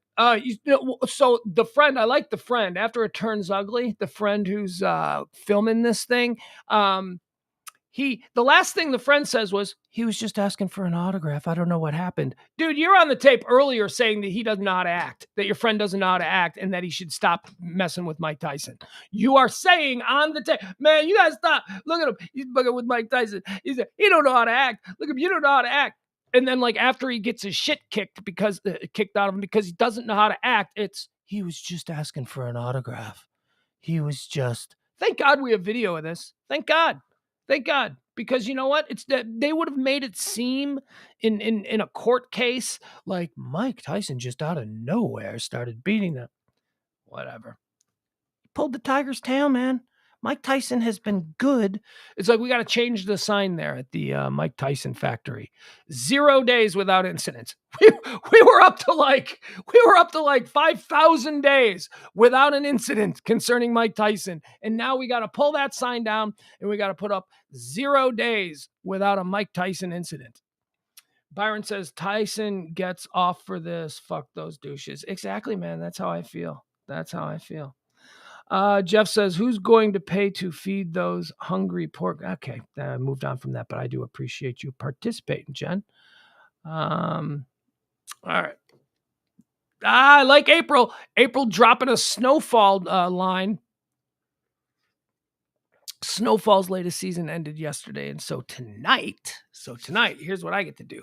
Tonight, after the Pillow Talk show, I get to go into the other room and I get to watch episode 8, episode 9, and episode 10, because I can't just watch one episode of TV. One episode of TV is like an hors d'oeuvre. I like a meal. So there you go. So that's what I'm going to do. I'll finish up this latest season of Snowfall tonight, and I'm very excited. All right. That's why Mike Tyson is trending. CNN Plus is trending. Hey, where's my guy Adam? Because I reported on this story about a month ago where I said that things were terrible for CNN Plus and that they were tanking and that they had no subscribers and all this kind of stuff. And then Adam Rainen was like, yeah, you're wrong. You're wrong and I'm right. I don't even remember what the details was of his argument, but I was like, dude, they can tell by pre-signups whether or not this is going to work. It just launched. They need to give it time. And I'm like, no, they're called futures. You project based on what the initial excitement was, what the initial signups were. If you watch CNN, and I find myself watching that slag heap of a network only because it's the most tolerable in my estimation of all the slag heap networks. But all they do in their commercials is do these commercials for CNN Plus, CNN Plus, CNN Plus. Hey, Anderson Cooper is going to show you how to knit. Go to CNN Plus. Jake Tapper is going to read a book on camera, and you can watch Jake Tapper read. CNN Plus. It's streaming. It's modern. It's the new incarnation of CNN. CNN Plus. They were pushing it and pushing it and pushing it. Today it died. Womp womp. They pulled the plug. CNN Plus, after I think it launched like a month ago, but they had ramped it up for 6 months. because they needed people to be there when they launched. So they spent the better part of the last year just talking endlessly about CNN Plus is coming and you're going to love it. It is really vanilla. It is incredibly stupid shit. It is not anything that, see, here's the problem with CNN Plus. They made the miscalculation of thinking that people give a shit about Don Lemon, Anderson Cooper, Jake Tapper, or any of these people. They miscalculated that their news readers, which is what they need to do, they need to clean house, they need to fire absolutely everybody, and they need to just put people on that we don't know, people who have absolutely no baggage that they carry into their shows, just people reading the news. But, that won't work either because people don't want news. People want other people's interpretation of the news shouted at them. We're not a very well-informed society. That is absolutely true. We are not very well-informed. So CNN made the miscalculation of thinking Anderson Cooper's a star and people would love to watch him sit around by his fireplace and tell stories of his mother, Gloria Vanderbilt. No, nobody wants that. Nobody gives a shit. If you pulled Anderson Cooper out of there and replaced him with Hank Azaria, or whoever, anybody, they'd go nowhere because your viewers are watching because they don't watch anything else and they like to watch that kind of programming. He is not the draw. You learned this with Chris Cuomo. Chris Cuomo was your biggest star and you blew him out of there and you put in Laura, I can't remember her name, the girl she's good. I like her, but she's not exciting. You just pulled out Chris Cuomo, and you learned it with Larry King. Larry King's a star. Larry King drops dead. You move in Piers Morgan. Everybody hates Piers Morgan. You get rid of him. You move in Don Lemon. Nobody cares about the people that you have on your network outside of the hour that they're on the show. Nobody is all that interested in what books are Jake Tapper reading. And that was the conceit of CNN Plus, that they would be able to move over into a streaming model by providing non-traditional platforms for their big stars. Stop it. They're not stars. They're news readers. You know, stars. Fox has stars. Fox has TV stars who are pretending to be news people. CNN was always supposed to be just news, and it's not. You got caught up in this nonsense of we're more than just news. We're a lifestyle. No, you're not. You're news. Just tell me the news. I want them to blow that entire place up and start from scratch. So, CNN Plus, breaking. New streaming app CNN Plus will be shut down after the app failed to gain a sufficient amount of subscribers. Here's what's hysterical about it. This is such proof of everything I just said. The decision was made by Warner Brothers. The subscriber count for CNN Plus is under 10,000. That is brutal. Like a bad subscriber count, a really bad subscriber count for the amount of time that they put in promoting this. A truly bad subscriber count for CNN would have been 250,000. 250,000, they'd have been like, oh my God, this just isn't working, is it? We're going to have to really think.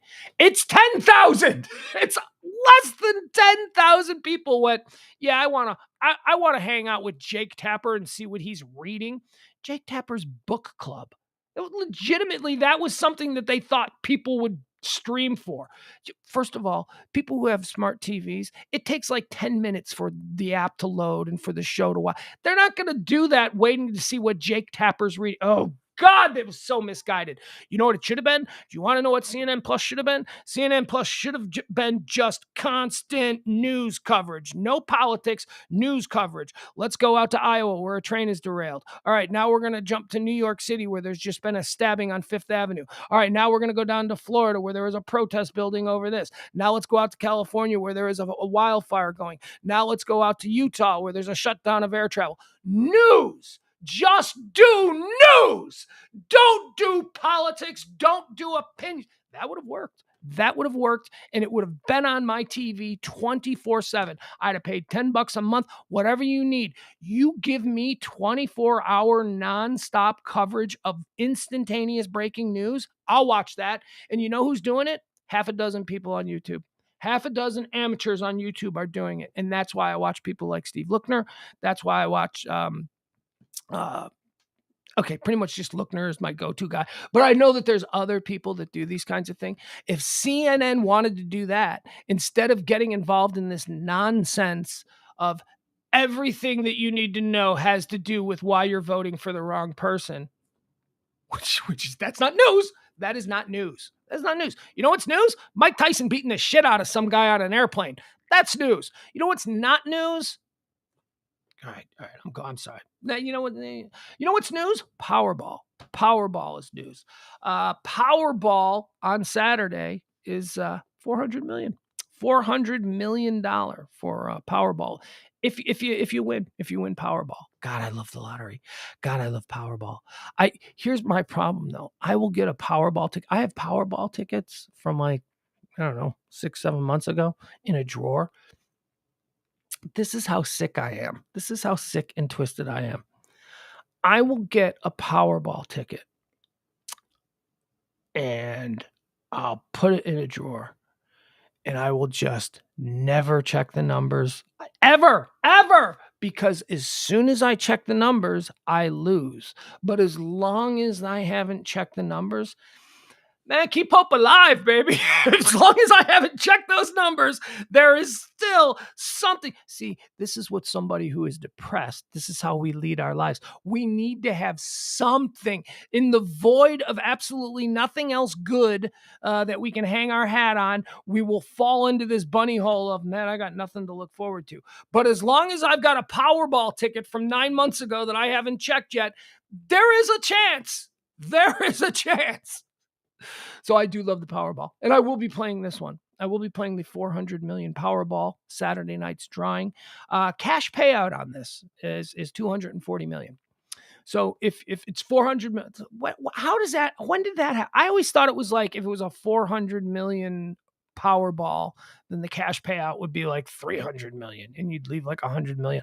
240. What now we're leaving 160 on the table. So and by the way, I don't know if you've seen how the world works the last couple of years, but anybody who takes the annuity, anybody who takes the full 400 million in annual payouts, yeah, good luck with that. Good luck thinking that this is even going to be a country in 20 years. You just give me all the money now. I don't care, whatever. I didn't have 400 million beforehand. 400 million was a myth. That was a nice little thing that got me to buy the ticket. But if you're just going to give me a big dump truck filled with 240 million, I'll take it all now, thanks, because I don't trust you people. I don't trust. Oh, but you'll get an annual payment. Nah, shut up. I don't want an annual payment. You think I trust you? You think I trust this government? You think I trust that everything is going to be on the up and up with you? You think that, honestly, sure, I can probably expect that I'll get a couple of nice payments for a few years. What about 15 years from now when the aliens are in charge of shit? What about then? What happens when, everything changes? Because everything does change. What happens when there's another pandemic? I don't know. Give me all the money now.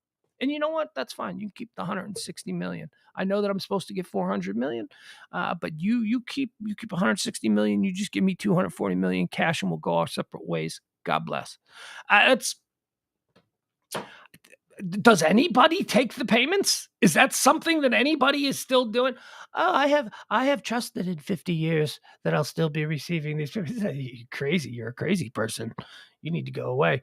On Wednesday, which was last night, 4 people in North Carolina, in Powerball, 4 people in nobody got all the numbers right, but 4 people in North Carolina matched 4 numbers with a power play. And those people are going to split 200 million. So it's like 50 million. Okay, so what would it be in that case? So it's like 50 million each. So if doing close to the same math as the 400 million will get you a 240 cash payout. So if you got 50 million, if you won $50 million last night, that's 50 million based on payments over 20 years, right? So what would that be? It'd be like 25 million, I guess, 20, maybe 30 million. I don't know. No, wait. Yeah. So it'd probably be around like 30 million. I'll take that. That's a good night in North Carolina. It is also the anniversary of Powerball. Powerball, it's the 30-year anniversary of the Powerball lottery program. It was introduced back in 1992. And you know what the first Powerball jackpot was? $2 million. $2 million. That's how far we've come. $2 million don't get you dick now. $2 million. $2 million. $2 million in 1992. You were a rich ass. You had money to burn. $2 million in 2022. Not for nothing, but you couldn't even get this house that I'm living in. You can't. You get a mortgage. You probably put a nice down payment on it, but you couldn't. There's no way. There's no way. $2 million ain't nothing. That's how much money has changed in the last 30 years. I also am fascinated by when I was a kid delivering pizzas. This was back in the 90s. We used to deliver to this really nice area. I mean, when you work for tips, it's it's a blessing and a curse if you're delivering pizzas to wealthy neighborhoods. And we were in a wealthy neighborhood. We would deliver to a bunch of wealthy people, and it's a blessing because a lot of times it's new money, and new money is fantastic at tipping. New money, if you come from no money and you've worked for a living, you are a generous tipper because you understand how an extra couple of bucks can make someone's night and it doesn't hurt you at all, and blah blah blah. If you come from old money, you are a garbage tipper. You are a terrible tipper. So that's just true. I'm sorry. That's just true. I used to deliver to this house, this multi-million-dollar mansion where you had to get buzzed into a gate and then you drove up this big circular driveway, and they'd always order like 10 pizzas. So it would be like a couple of trips from the car, and they would send their housekeeper to the door to pay for it. And the money was always in an envelope. And it was probably like, back then, $150 worth of pizzas. And they would send the housekeeper and she would hand you the envelope and you'd get in the car and you'd count it and it was exact change. No tip at all from the people in Ramsgate. Ramsgate was what the estate was called. You're rich when your house has a name, right? So the Ramsgate people. Oh God, what'd you do? Did you have to go out to Ramsgate? Yeah. What'd you get? Nothing, of course. That's old money. That's old bullshit money. Well, people who have been rich for generations suck. New money is fine. I got no problem with new money. New money's fun. So anyway, we would deliver, and there were these people who had won the lottery. And oh my God, were they white trash? They were just, they'd won the lottery. So they had this like multi-million-dollar house, and they had this like beautiful kick-ass swimming pool in the back and all that kind of stuff. But they had this really long driveway, this really beautiful long driveway. And they had like 10 jet skis in it. That's how you do. It's like, they have the money to have the fun, but they don't know about buying the slip. They haven't bought the slip yet because they've just always figured that if you have a jet ski, you just keep it in your driveway. And we've got 10 jet skis. So we used to call them the lotto winners. And we used to fight to get the lotto winners because the lotto winners, people, man, they would tip 50%. If their pizza was $100, they would give you if their pizza order was $100, they give you 200. And it's like, yes, I got the lotto winners. And we meant that positively. We didn't mean it derisively. So Powerball, there you go. Powerball, get your Powerball tickets. That'll be fun. Earth Day. Earth Day is tomorrow.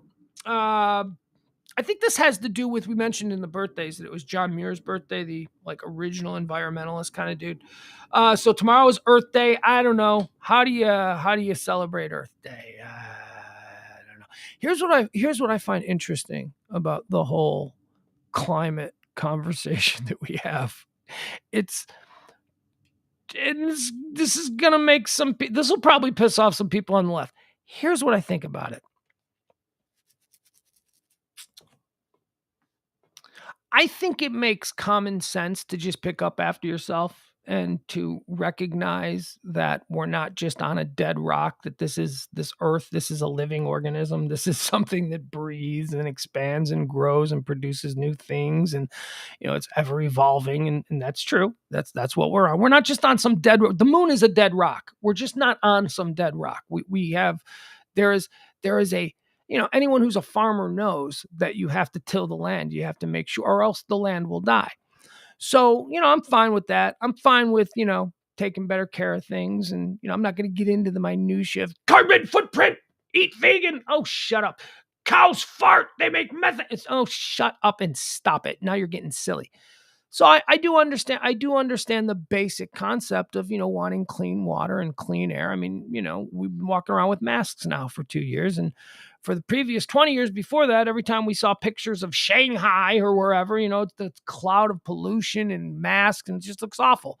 Here in America, you can go to places and there's smog and there's problems in certain places. But, for the most part, you can go out and you can't see the air. That's a good thing. So that's good. Those are all good things. But then you got like the other side of people who are like, yeah, fuck that. That's kind of an interesting take. But here's why it doesn't matter.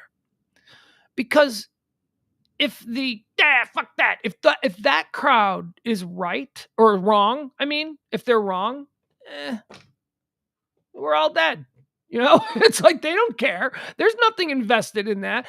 You can just easily be like, just live your life now, have some fun, and screw all that nonsense. I'm not going to change a thing about myself, because we're all going to die eventually anyway. That's how I look. We're all going to die. None of us are going to outkick our coverage. We're all going to die. We, at best case scenario, 105. We'll be here 105 years.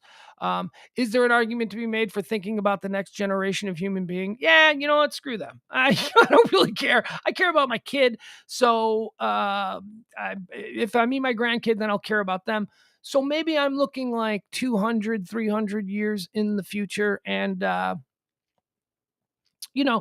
worst case scenarios, they say that, we've got like, 10,000 years left before the way we're currently, living. This whole place is just going to explode. And then they say it's like 1 billion years before the sun explodes. They say if we keep doing this, the air is going to be unbreathable. Yeah, I don't really believe that. They'll come up with something. And, California's going to sink into the ocean and Florida's going to be a giant swamp. Well, Florida is already a giant swamp. And they've been saying that California was going to sink into the ocean for 100 years. I don't know. I just find the argument silly. I just think it's common sense to just want clean air and clean water and do the little things that you can independently to make your individual world better. But this greater argument where this is like some huge dick fight by two groups of people who are dicks. Like, don't tell me to stop eating steak because cows fart. Don't be stupid. And don't you tell me that water levels aren't rising. Don't be stupid. This is again one of those crazy people on the right meet the crazy people on the left, and the rest of us in the middle are just like, can I have clear water coming out of my faucets? Because that's really what we should be concentrating on. Breathable air, clear water. As far as saving the dolphins, or I don't know. That's not my pay grade. I can't be concerned about that. I'm concerned about water in my air, and I would like it if maybe we didn't have trash everywhere. So let's put up some trash receptacles. People don't throw your garbage out on the street. We can do those are the things that we can do.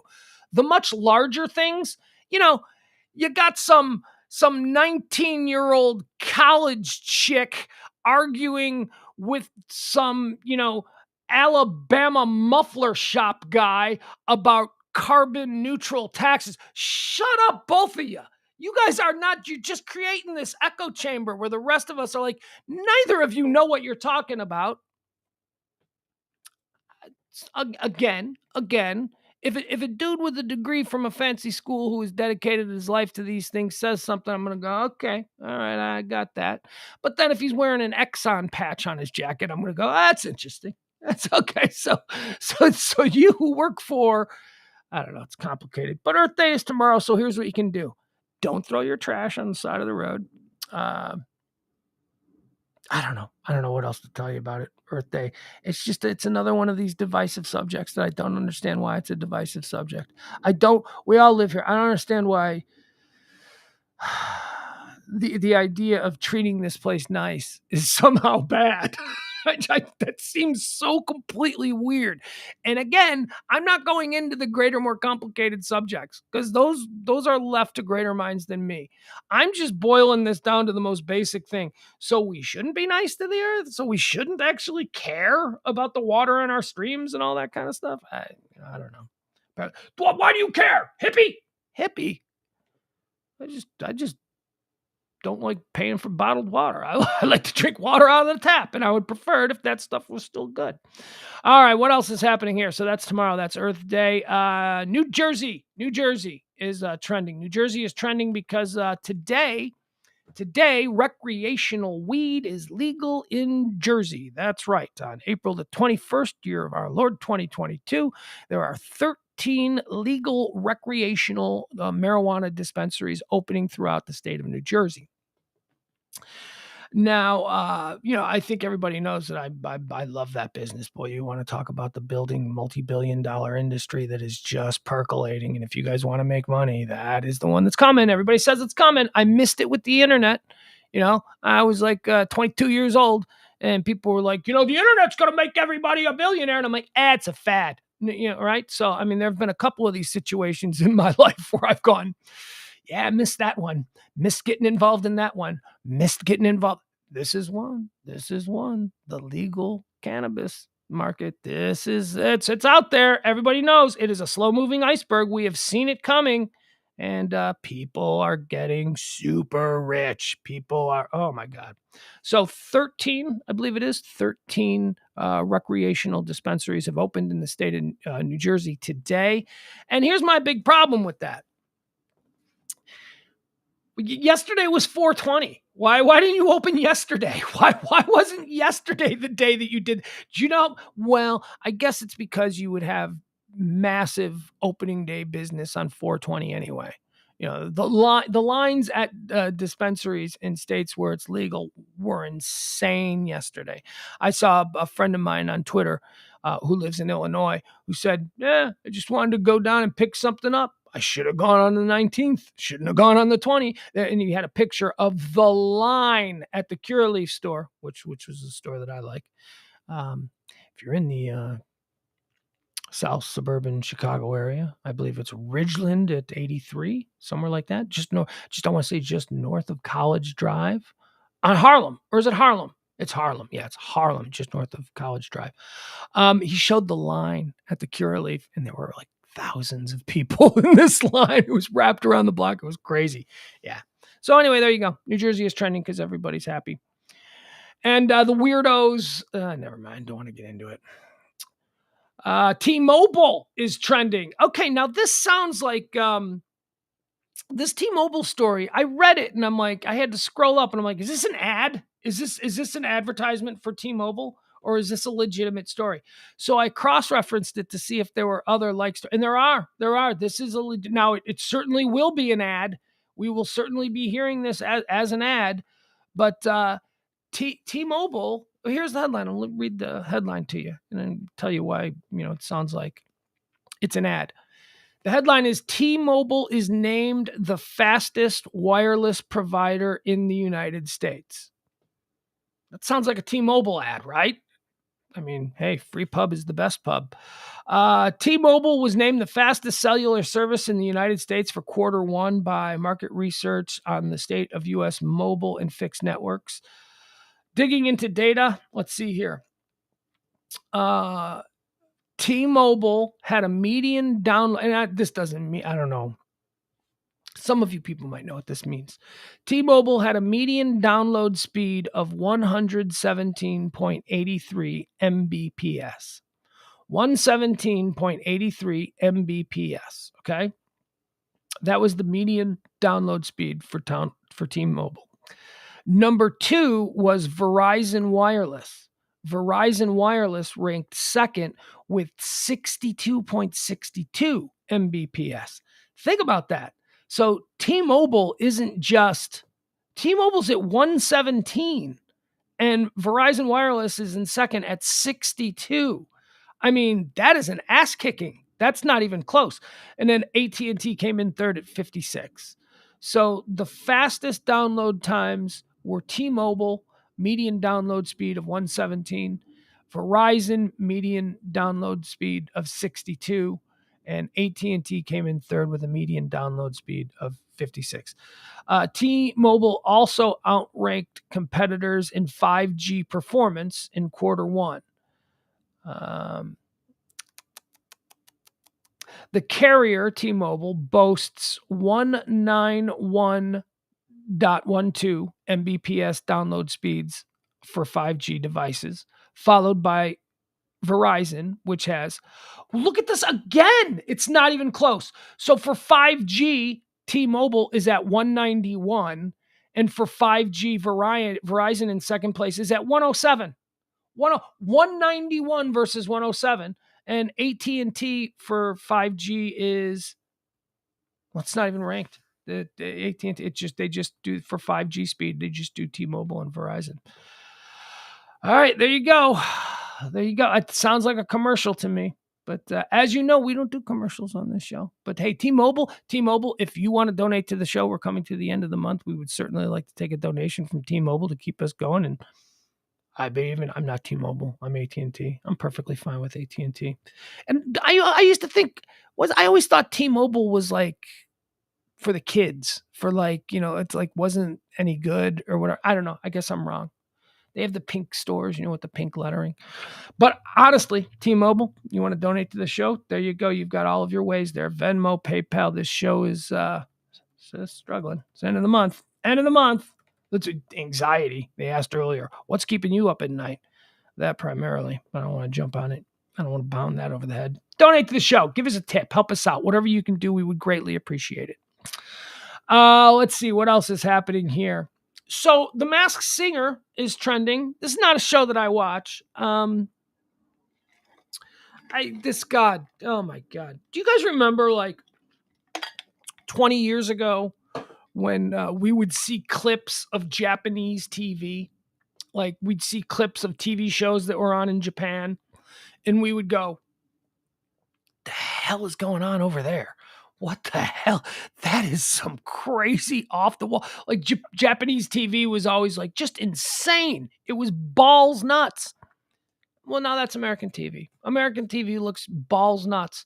I saw these clips from The Masked Singer, which is why The Masked Singer is trending today. And I'm like, this is Japanese TV from 2002. This is the weird. This is crazy. So The Masked Singer is trending because Rudy Giuliani, America's mayor, was the Masked Singer, and he took off his mask. I don't know what he's saying. I don't watch the show. It's such a stupid concept. Oh my God. I mean, look, here's what it's maybe good for. You need to have some noise on in the background because nobody in the family wants to really talk to each other. But you got kids running around. You got grandma. And then you're cooking dinner. There's got to be something on the TV. So that's what it's for. That's what this kind of show is for. Kid can watch it. Dad can hate watch it. Whatever. That's what it's for. But so I don't watch it. When I watch TV, it's to watch something. It's to watch a story. Otherwise, I'll just be online doing something. So Rudy Giuliani is revealed to be the Masked Singer. And the outrage. Oh, bad people can't handle it. First of all, these shows, whether it's The Masked Singer or Dancing with the Stars or, ice skaters, whatever the hell it is, whatever these competitions, all these shows are just reputation reclamation projects. That's all they are. People who have either been shamed or people who have been, scandalized in one way, shape, or form. They go on these shows and they dance with the star, and then suddenly America's like, oh, he's okay. He's not terrible. I mean, this is just what they are. And I don't mean to say that Rudy Giuliani is in that category, but he is a politically polarizing character. And because it was him who was unmasked, Ken Jeong stormed off the show. Ken Jeong, who I think is very funny, and I like Ken Jeong, but he stormed off the show. I can't take this. I don't want to have anything to do with it. So he walked off the show. So Ken Jeong is being destroyed by the crazy right for walking off the show. Meanwhile, Jenny McCarthy was dancing and going with it. And that's so crazy that it's really Giuliani and she's dancing and she's being destroyed by the crazy left. How dare you make him feel good about himself or whatever? Well, here's the thing. Here's my takeaway from it. If I'm the producer of this stupid ass show, and I mean, I would for the paycheck because I bet it's a pretty good paycheck. But if I'm the producer of this show, I'm like, this is all just trash TV. Okay, Ken, you're on this show because what else are you gonna do, Ken? Seriously, you're funny. You were funny in the Hangover movies. You had a very small role on Community. You're not a leading man. I don't know that you can pull off a 10-year sitcom run with your own show. This is kind of what you do, Ken. You're on this show. This is your lot in life. You picked a really shitty time to stand up on principle and go, I no longer wish to be a part. Oh, shut up and do your job. So, shut up and do your job. You want to give a conversation or you want to give an interview after the show is over with, where you talk about how, you were displeased with it for this reason, that reason, or another. That's fine. That's your right. You go ahead, you do that. But in order, you grandstanded, you took this opportunity to sort of, I do declare, you clutched your pearls and you stormed off, and it was a bad look. I'm not even saying that I disagree with your visceral reaction to this whole thing. What I'm saying is you made a bad look. You made a bad look, and the people who are criticizing you, Ken Jeong, they may not agree with what they're saying specifically about, why it was okay, but you signed up for the show and then they unmasked somebody that I do declare you didn't like, and you stormed off like a bitch, made yourself the center of attention. And now, what are you, aggrieved? What were you triggered? All of this stuff. It's like, oh, just stop it, Ken Jeong. And I like you. You're a funny guy, but come on, you're on The Masked Singer. You're not doing Shakespeare in the Park, dude. This is a stupid show for even stupider people, and you're a part of it. And now you're taking a stand. As for Jenny McCarthy and the left going, I can't believe she did. Jenny McCarthy's crazy, all right? Well, first of all, she's been crazy for 20 years. What is wrong with you people? You can't judge Jenny McCarthy. She's Jenny McCarthy. You can't judge her for behaviors. She's nuts. She's been crazy forever. Didn't she think that her kid got autism from like carpet shampoo or something? I mean, she's been saying crazy, silly stuff, trying to get attention for years and years. And by the way, Jenny McCarthy signed a contract to participate on this stupid show, to be a cheerleader for this stupid show, to essentially say this show is great and this is fun and it's all in fun and everybody have a good time. And that's exactly what she did last night. And what, you think that she should have taken a stand and just shit on the mood? Boy, I bet you're fun at a party. These people signed up for this stuff. These hosts signed contracts to make more money than you and I make, to do their best, to sit there and try and make this seem like it's not a completely idiotic endeavor. Ken Jeong walking off, you shouldn't have walked off. Jenny McCarthy being criticized because she did her job and she was into it, whatever. Nick Cannon was into it. I watched the video. Jesus. Let's make the show for morons about people singing in giant cat costumes political. Why not? We make everything political. I just hate the situation. I hate Ken Jeong. I can't take this. Oh, really? You can't take this? This is too much for you? God forbid you ever have an actual hurdle in your life, because this is not something that should cause you to walk off. You're being overly dramatic, and your intention is to create some kind of a moment for yourself. You're being selfish right here. And not only that, but you're violating your contract and you're betraying your producers. You're being an a-hole. Jenny McCarthy, we know she's a wackadoodle. We know that she's crazy. So let's just and she's doing her job, though. Her job is to be crazy. I'm Jenny McCarthy. This is so fun. And that's what she did. So stop it. Stop criticizing her. She did her job. Ken Jeong didn't do his job. Ugh, God. I don't watch the show anyway. And I don't watch it because it's, like I said, it's a show for people that, just don't want to talk to each other. There's a whole bunch of them. They're in a ranch house in the middle of rural Iowa. They don't like each other particularly, but they're stuck with one another until the youngest turns 18. And, this is what they put on in the corner so that they don't have to talk to each other. They put this on and they watch this, and it's a distraction. That's the purpose of this show. All right, I feel good.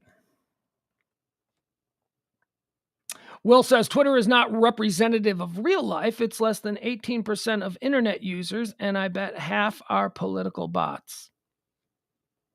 Well, that is, you are absolutely true, Will. You speak no lies, man.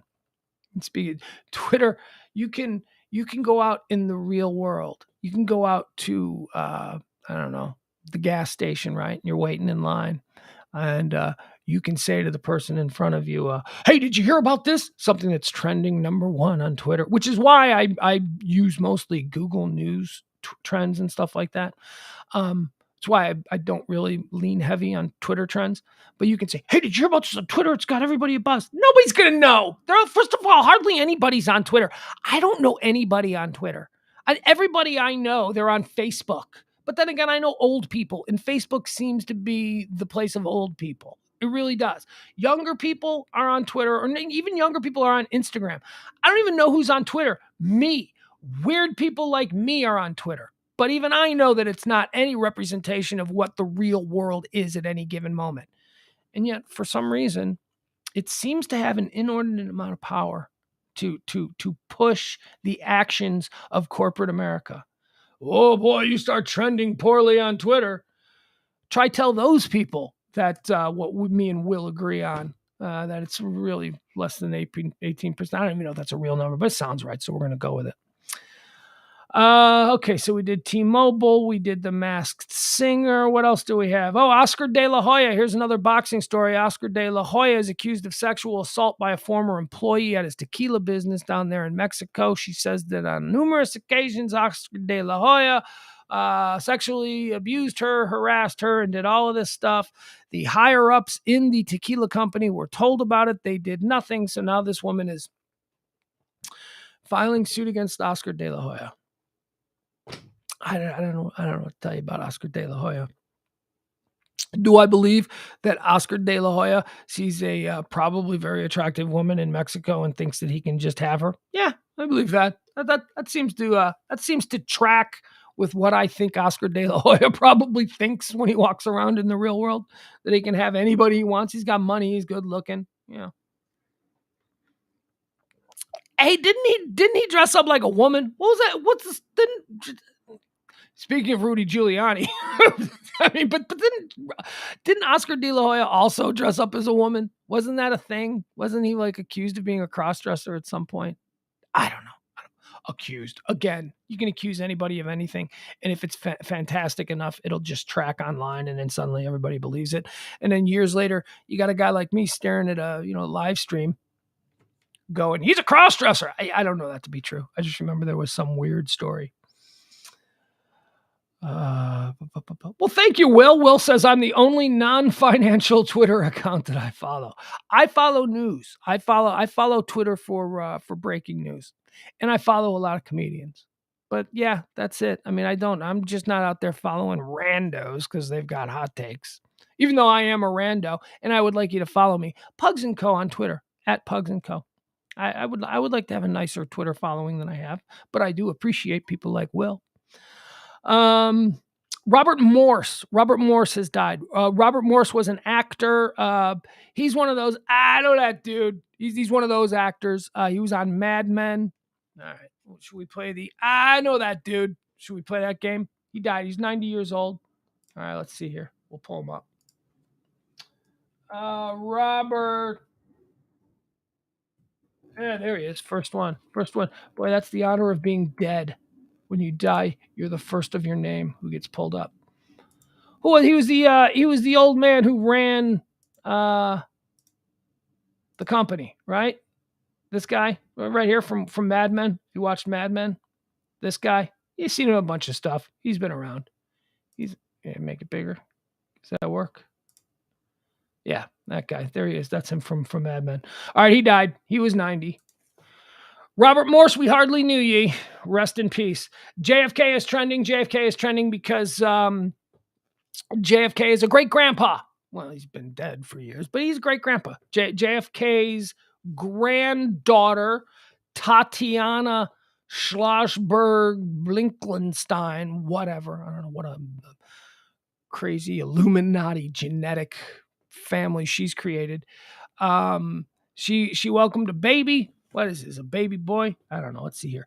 Jack Schlossberg confirms sister Tatiana has welcomed a baby. Now, who is Jack Schlossberg and Tatiana? Jack Schlossberg and Tatiana are the children of Caroline Kennedy Schlossberg. Well, who's Caroline Kennedy? Caroline Kennedy is little Caroline, the daughter of JFK and Jackie Kennedy. They had JFK Jr. We all know what happened to him, and then they had Caroline. Caroline is the daughter of former President Kennedy. So her children, Jack and Tatiana, would be JFK's grandchildren, and they're his only grandchildren. So Jack and Tatiana are the grandchildren of JFK. Well, Tatiana just had a baby, and so now JFK is a JFK is a great granddad. There you go. I bet you that still tracks though in New York society circles. Still a name. What else do we have? Jessica Simpson is trending. Okay, so this is weird. Richardson Zone, the pride of Richardson. Jessica Simpson is trending today. Let's show you why she's trending. It ain't good. I mean, it ain't terrible. Jessica Simpson. Do you remember? There was a time when Jessica Simpson was quite something. She was right around the Dukes of Hazzard days, right? When she was at her Simpson-esque peak, whatever you want to call it. Hold on, let's do this right. So she's trending because on Instagram, you can do product endorsements and you get paid a whole boatload of money. So I guess the Flonase people came to Jessica Simpson and they said, hey, why don't you do an Instagram commercial for us? And so it's just Jessica Simpson in her backyard talking about the glory of Flonase. But people are freaking out because they think she seems jacked up. Like she seems like she's on something. And I'm struck by the premature work that beautiful Jessica Simpson seems to have done. She is unrecognizable. She has gone full surgery, full work, full added on, whatever. She has the face of a 75-year-old woman trying to look 60 when in fact she's 40. She should look 40. She would look better if she had just left her face. Look at this. It's impossible to ignore, especially. Oh, also, is she jacked up? That's the question. Everybody thinks she's like messed up on something because her left hand is doing weird stuff and she's slurring. So let's listen. Especially for my friends in LA, we know so many of us were affected by the wildfires a few years back, and now rising temperatures are always in the back of our minds. What many people don't realize is some of the other effects of rising temperatures affecting us right now, like the increased pollen count and the longer, harsher allergy seasons. Pollen count and climate change are both invisible monsters we are all fighting. I have been fighting my allergies with Flonase for years now, and even my kids use children's Flonase. So I am very excited to be teaming up with Flonase to bring attention to the worsening allergy monsters. Flonase is a lifesaver for me to combat my allergy symptoms. Click the link below so you can prepare and protect your... All right, I'm not going to click the link below. I don't think she's just not a good pitch person. She doesn't seem to be all that into it, but I don't think she seems effed up. She's trying to get like, she's effed up. What I think is that she doesn't look right. She doesn't look the way. Yeah, Adam, she's probably all jacked up on Flonase. That's probably the issue. So there you have Richardson's own Jessica Simpson trending for apparently being bad at pitching Flonase. Ross says she's just following in the uppity Richardson housewife culture of being a plastic pillhead. Yeah. Nailed it. But my thing is she looks like she has had a lot of stuff done. And I don't think a beautiful 40-year-old woman needs to have a lot of stuff done. So the end result is she's got the face of a 70-year-old woman who's had really good surgery and now looks 60. And that works fine for a 70-year-old woman who's trying to look 10 years older.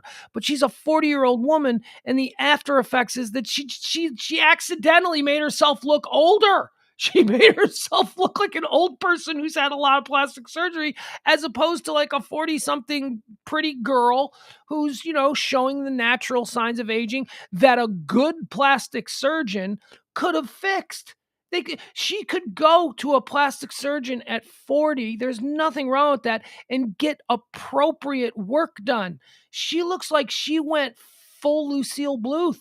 She looks, that's an Arrested Development reference. She looks like she went full, I'm 70, just do all the work at once, when she didn't need that. She should have seen Dr. Schwartz. That's what she should have done. If she had gone to see Dr. Schwartz, she wouldn't look like a 70-year-old woman trying to look 50 who's actually 40.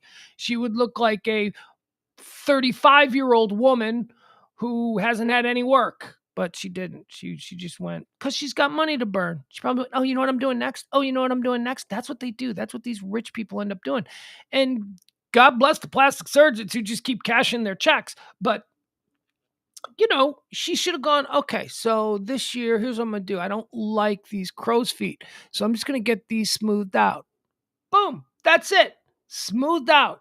You got your face, maybe a little bit of a tuck here. Maybe just pull it just a little bit.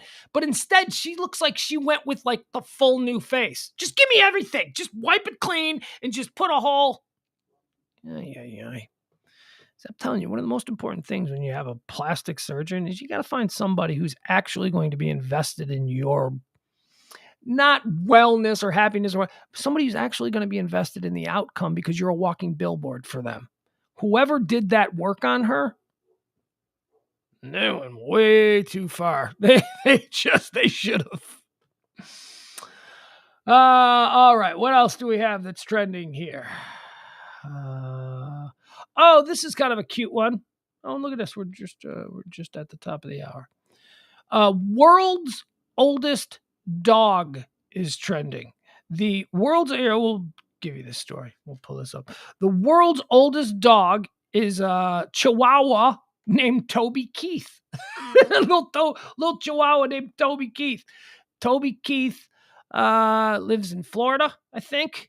And he broke the Guinness Book of World Record for being how old is the world's oldest dog, according to the Guinness Book of World Record? Well, Toby Keith was born on January 9th, 2001, which makes him 21 years old, 66 days. Okay. Or, well, now I guess it's 67. Whatever. I don't know. Whatever. He's 21 years old. He's the world's oldest dog. So let's take a look at Toby Keith. Toby Keith. On their best day, a Chihuahua in its prime does not look particularly happy about its lot in life. Toby Keith seems miserable. Toby Keith is like, kill me.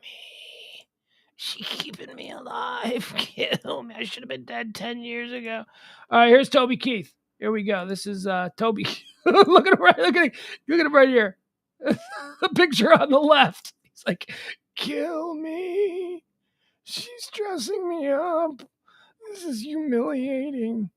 There is nobody that I know still alive. I just lay here. Actually, all kidding aside, I mean, Chihuahuas are awful stupid dogs anyway. Wait, the oldest dog ever recorded was an Australian cattle dog that lived to be 29. I'm going to need to see the paperwork on that.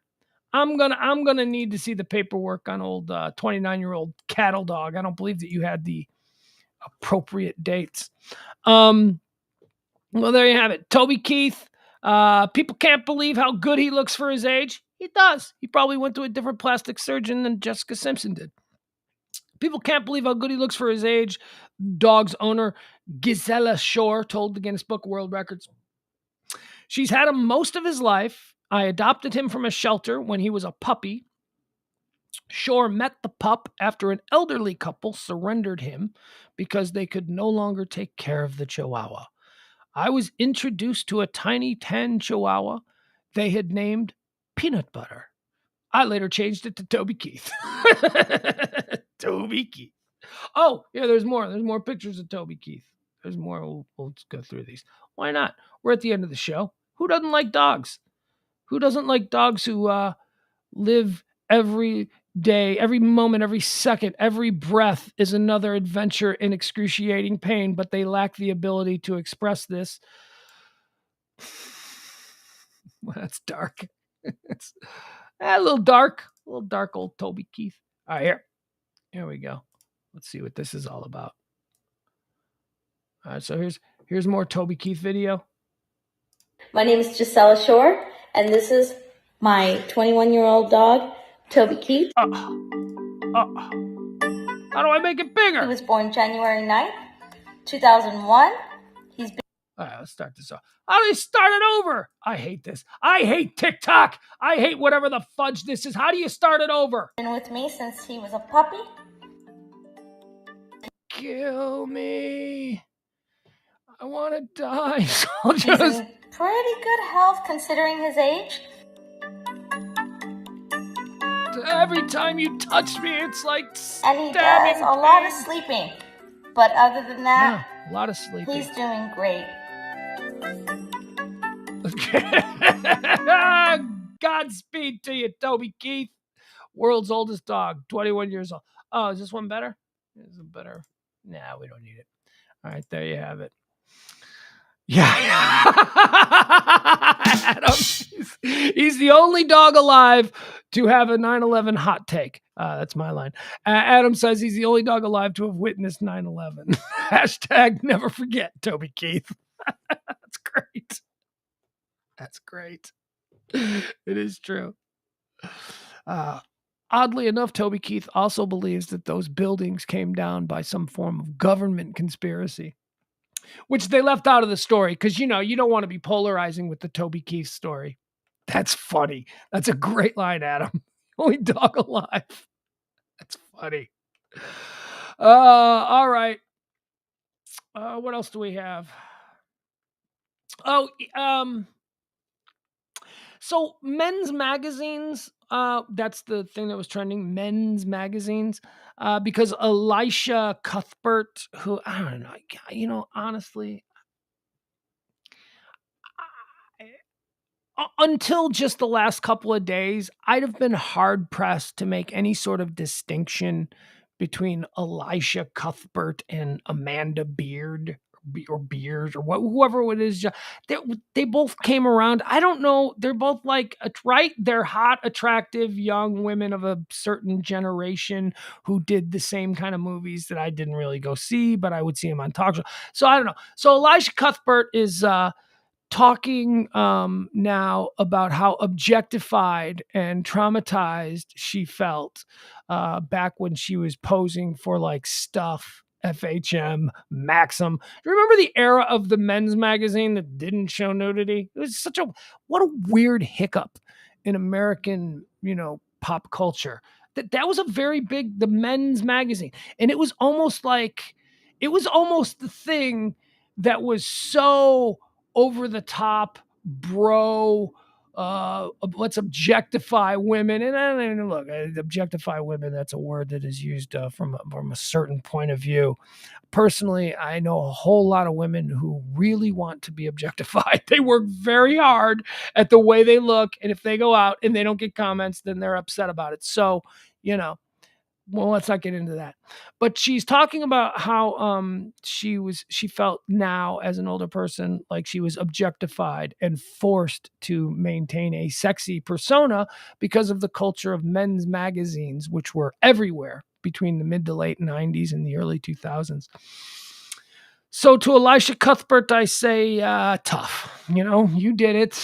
They were good for your career. They made you hot. They made you not hot as in she's hot, but hot as in a property in Hollywood. So whatever you want to now morally grandstand no, you did it. You were a part of that whole thing, and you actively and willingly participated, and it benefited you to some degree. So let's leave that alone.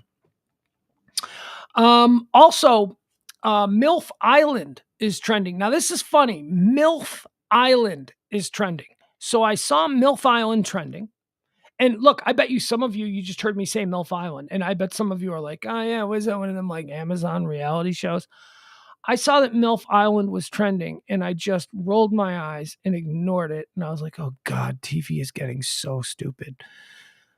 And then I realized that MILF Island isn't a real show. MILF Island was a fictional show that was on the network that 30 Rock aired on. The old 30 Rock show, they used to talk about, like Rural Juror was another one. The Rural Juror was a show, and MILF Island was a show. There were all these crazy, stupid shows that aired on this fictional network.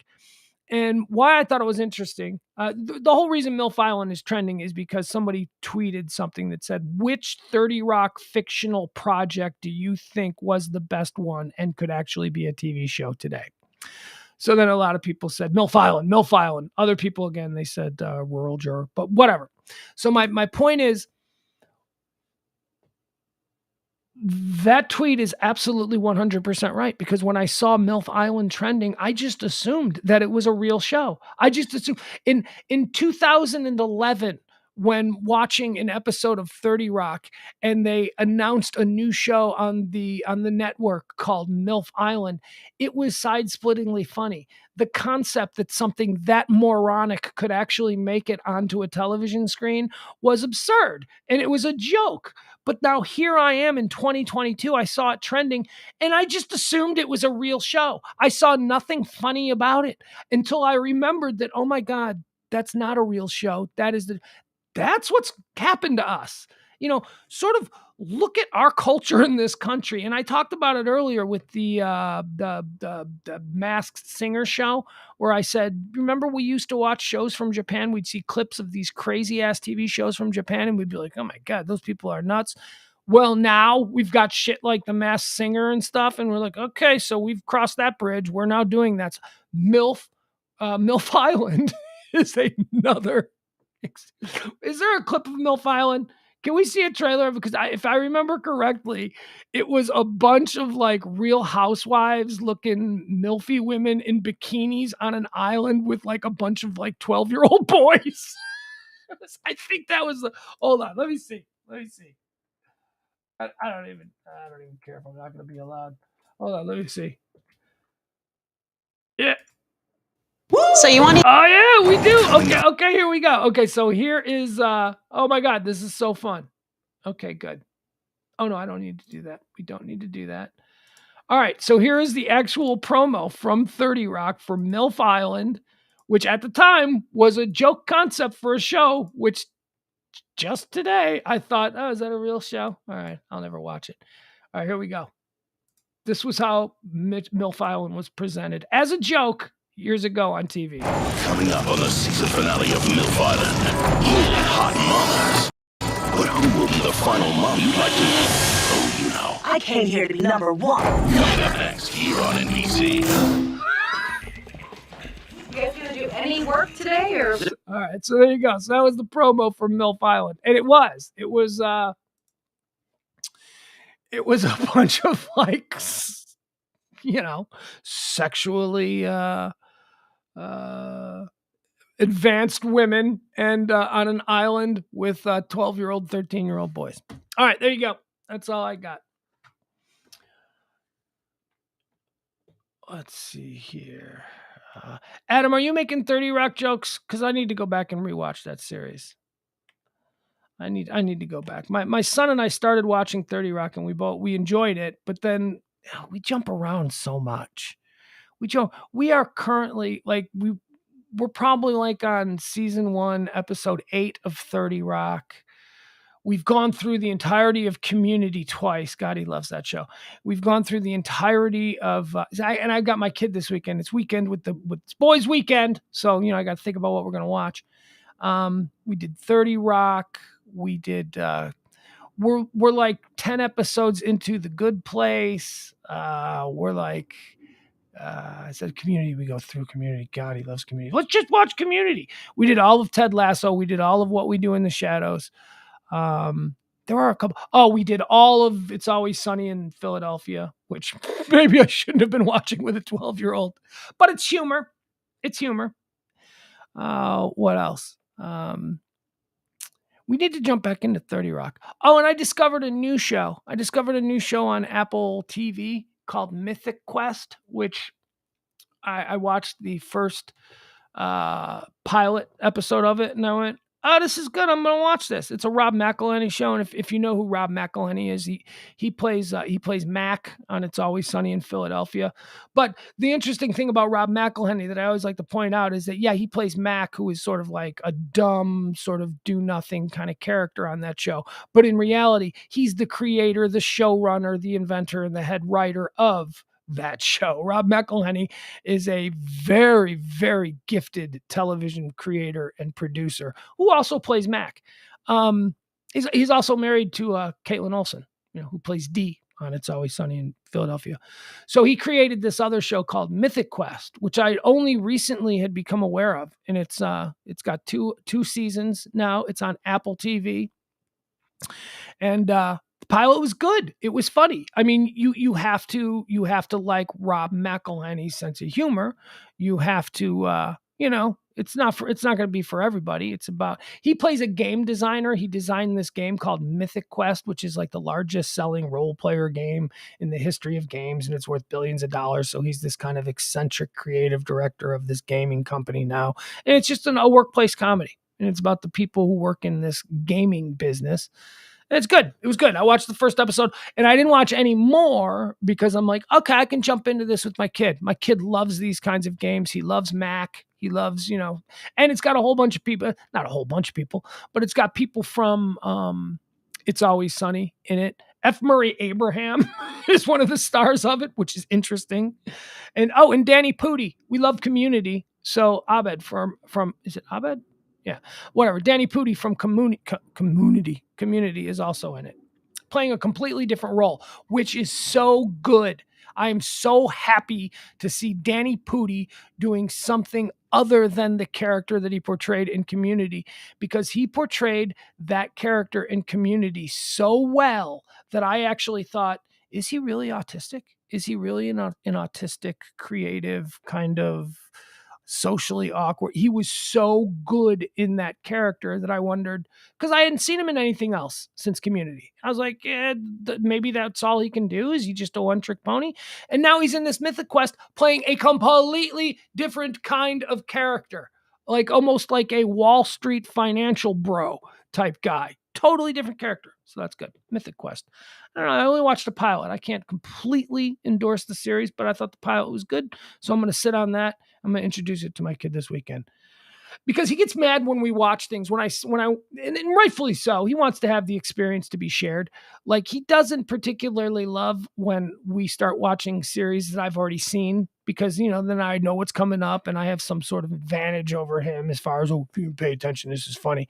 And that's not a fun experience. When you can share the experience of watching these things new together at the same time, I think that's more, as I say, it's better for both people involved. So I watched the pilot and I'm like, okay, I can watch this with my kid. It's not inappropriate. He loves games. He knows these people, these actors. He likes these people. He likes these actors.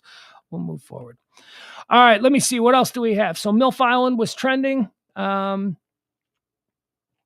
happening with Johnny Depp? Are they still in a break? What's going on here? Court is on a break. Live stream will resume. I don't know what's happening with the Johnny Depp trial. Okay, then. Let's see. Let me run through. Anything new trending? Did I miss anything? Yeah, Adam, Adam says 30 Rock is probably my second or third favorite TV show. I love lists. You're probably like me. I like the order of a list. I liked it. Okay, I can say this is the best, this is the best, this is the best. But as I get older and as more and more tremendous television gets created, and there's really in the last 10 years been more great TV created than there has in the previous 60 combined.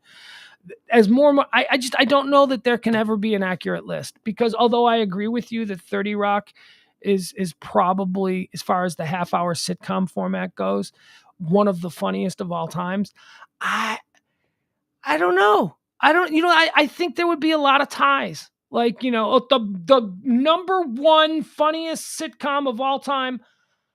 We're getting to a point now where I'm going to have a 5-way tie at number one and then a 10-way tie at number two. There's just so much incredible stuff. Like, Community is mind-blowingly good. The old Larry Sanders Show is ridiculously good. Curb Your Enthusiasm, especially this last season, fantastically good. 30 Rock is amazing. It's Always Sunny in Philadelphia blows my doors off. So, I mean, I don't know, but I agree with you. Certainly 30 Rock is in the discussion of funniest and best written shows ever done. God, that show was funny, especially if you like entertainment. Now, if you're not somebody who's even remotely interested in the behind-the-scenes runnings and programming of a television network, you might be bored by it, and I would totally understand that. But again, just like of new ones, like Ted Lasso. Ted Lasso has impacted me in a way that no other show. The Good Place. Every time I go back and start watching The Good Place, I'm like, this is a 30-minute sitcom that is essentially about existential philosophy. That is an amazing achievement. Parks and Recreation. Really? And I haven't even mentioned Arrested Development. Do you see the problem? Do you see that there are just so many quality things being created by brilliant, talented, funny people? What is number one? I don't know. Ask me on Wednesday and I'll tell you something else on Thursday. I have no idea. Chris Wallace is trending. Chris Wallace is trending in conjunction here with the shuttering of CNN Plus. CNN Plus has been canceled after like a couple days. CNN Plus, the streaming service that was hyped as one of the most significant developments in the history of CNN, will shut down on April 30th, just 1 month after it was launched. I told you a month ago when it launched about what a dismal failure it was, and that how they had been promoting it for the better part of the year, and they had like no signups. Nobody was signing up for this garbage platform because nobody wants to sit around and see Jake Tapper talk about the last good book he read. No, it's such a stupid, ill-conceived concept, and it tanked. Less than 10,000 subscribers. So 1 month, they put it up for 1 month and they decided, we're just going to back away from this as quickly as possible. So CNN Plus is going away, and that's why Chris Wallace is trending, because Chris Wallace, remember, he left Fox News to take on this new show at CNN Plus. And now it's gone. And same thing happened to me and Kelly when we went from Live 105.3 to The Bone. They made all kinds of promises and all kinds of guarantees and all of that stuff. And then like 6 months after we sign on, at least we got 6 months after we sign on and take this big chance with our already established career here in town, they go, changed your mind. We're going to go to like Mexican disco music. I'm like, well, that doesn't sound like a format we can do. Yeah, Chris Wallace. This is what happens in this business, buddy. You got to get those guarantees. Some wonder about the future of Chris Wallace's career following news that CNN Plus, which hosts his show, will shut down on April 30th. Who knows? They seem to have a couple of openings there. What else is trending?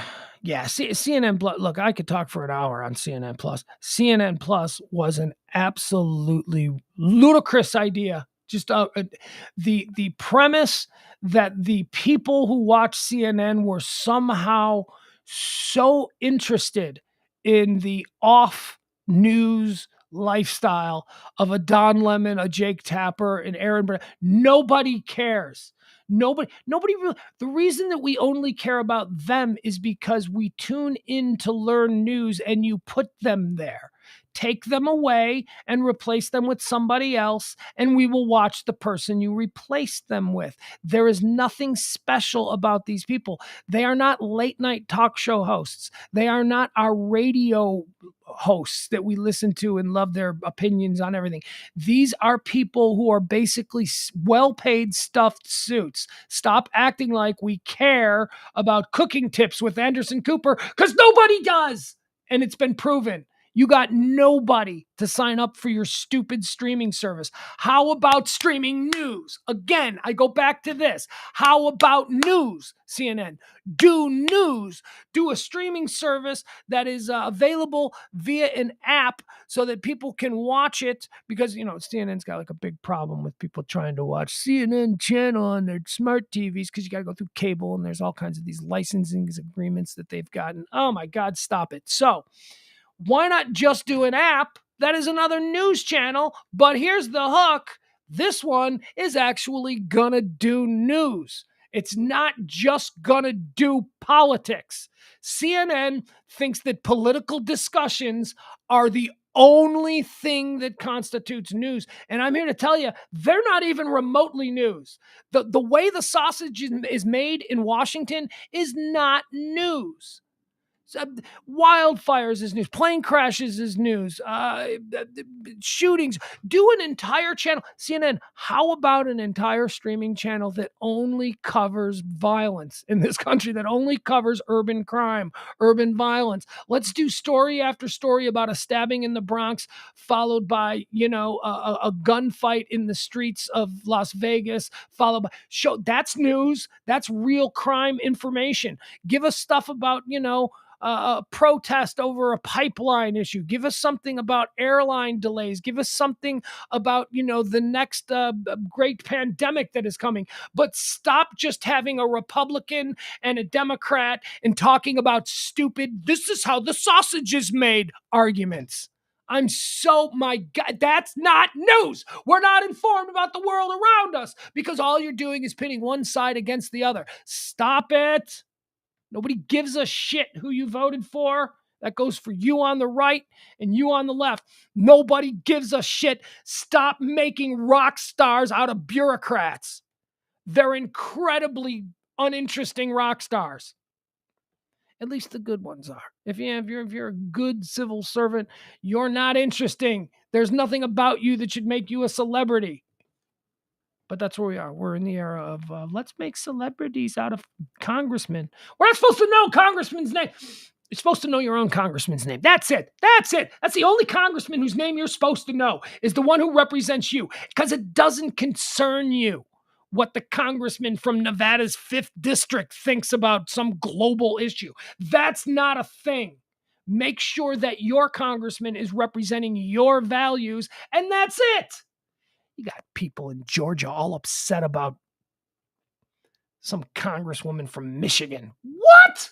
That has nothing. You are being triggered to be upset by someone with minimal power who doesn't affect you in the least. Well, but as a voting, oh, shut up. Shut up, voting. Stop it. Stop trying to justify it. For 100 years in this country, we didn't have the first clue as to what. We couldn't name 5 Congress people. Senators are different. Senators are important. They represent a much larger swath of the population, and they wield much more power within our government structure. Congressmen? Seriously, why do I know who Matt Gaetz is? I shouldn't know who Matt Gaetz is any more than I should know who Alexandria Ocasio-Cortez is. And you want to know why? Because Alexandria Ocasio-Cortez replaced a dude who had been in that chair for like 30 years, and I'd never heard his name before. Never. We're all being ginned up. We're all being, you're letting the heir to the Swanson frozen food empire get you all confused and stirred up every night. That's on you. It's on us. When I say you, I mean us. That's on us. We're allowing that to happen. So you know what, Chris Wallace, you legacy, you dude who probably got speedballed through your journalistic career because your father was Mike Wallace. I don't give a shit what happens to you now that CNN Plus is shuttered after 1 month. I don't give a shit. You silver spoon baby. All right. I felt like I needed to work it a little bit up today. I felt like I needed to get some some juices flowing because I got a whole bunch of stuff. Yes, Will. We know their names because they want us angry. Well, I resist that. I resist all of the sources that are out there purposefully trying to make us angry because an angry person isn't thinking straight. And when you're not thinking straight, you're easily manipulated. And I'm not playing into that anymore. Everybody is corrupt. Most notably, the people who are trying to tell you how to think. They are the most corrupt because they're the pigeons, they're the pawns, they're the puppets of the people who actually have real power in this country, and they're just doing things to serve their own interests. Ever since Occupy Wall Street, the news has been used to divide us. Oh, man, I think it goes way back before then, but yeah, I mean... Yeah, but you are right. I mean, look, we agree that the news is attempting to divide us. Again, this is why I say, everybody come to the middle, man. Come to the middle. You can be middle right. You can be middle left. But you know, I know a lot of progressive people. A lot of progressive people. None of them want to end policing in this country. Not a single one of them. I know even more right-wing people. And every single one of them that I know says, well, yeah, we should have some reasonable restraints on guns. I mean, we can't just let crazed morons buy a gun off a street corner. I mean, there is reason. There is middle ground on every single issue right now that we think is just a deal-breaking issue and we can't talk. There is all kinds of middle ground, but that middle ground never gets discussed because the middle ground leads to compromise, which leads to people actually accomplishing something. And if something is accomplished, then there will be people who can say, look what we've done.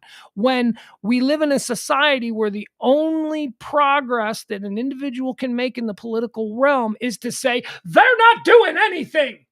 So, you know, nothing gets passed. Everybody votes against things simply because they can't afford it to be passed, because then that'll be a good thing for that side.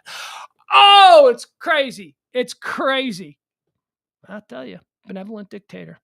That's what I want. That's what I think. I think Goron from the planet Clack-2 needs to come down here and say, enough is enough. See that giant space laser that's hovering over the center of this country? We're just going to turn this car around and kill all of you. We're going to do 10 years of me, Goron from Clack-2, making every decision because you people have proven you cannot make decisions for yourselves. And after that, maybe we can resume some form of a representative democracy. But not until then. It's a failure. The whole experience, the grand experiment of Jefferson. Huge failure by today's. Oh, man, I'm so hot. It is starting to get hot. All right, guys, I love you. That was fun. We had a fun little rant. You know what that's like? That's like going out for beers with me. There you go. You just went out, you just triggered me, and we went out for beers, and I'm telling you why everybody's screwed up. Telling you why the whole world is screwed up. Strangers are not your enemies. Strangers are not your enemies. Someone you have never met is not your enemy because you've never met them. And the only way you can determine if someone is your enemy is based upon them expressing that they are your enemy. We are all people. Doesn't mean there aren't assholes out there, because there are assholes out there. Oh, come on, man. My kid. Stupid kid. My kid is playing some hip hop right now. What is he doing? It's 2:30. What's my kid doing? He's supposed to be in class. Why is he? I think he's got like weightlifting. I think he's got, yeah. My kid goes to middle school. That's a class. Weightlifting. Jesus. I tell you, my kid wears a shoe. My kid's shoe size is bigger than mine. Oh God, it's so humiliating. It's so humiliating. put on a pair of my shoes. We had to go out somewhere a couple of weeks ago. He's coming this weekend, so I'm very excited about that. That's always makes for the best weekends. We had to go somewhere, and because he's a dumbass 12-year-old, he didn't bring anything but flip-flops. I'm like, dude, how are we gonna go to a restaurant? How are we gonna go? We got a birthday party. I can't take you out in flip-flops. So he's like, what? Just wear a pair of your shoes. I'm like, okay, all right, Junior, settle down. You ain't wearing my shoes. I don't need you walking around in clown shoes. He goes, what size you wear? I go, I wear an 11. He goes, yeah, I wear an 11 and a half, Dad. Oh my God, did that hurt? Holy, now I'm playing a little Megan Thee Stallion. He's, at least I get to monitor his music choices.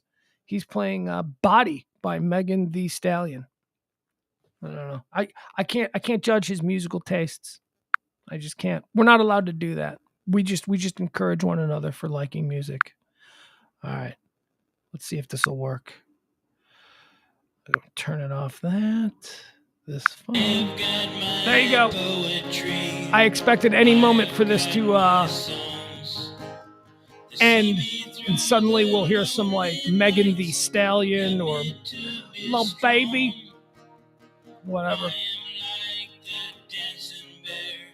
Trained to be the best.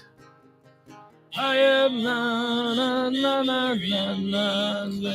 Yeah, I know, Will. I know. He's not.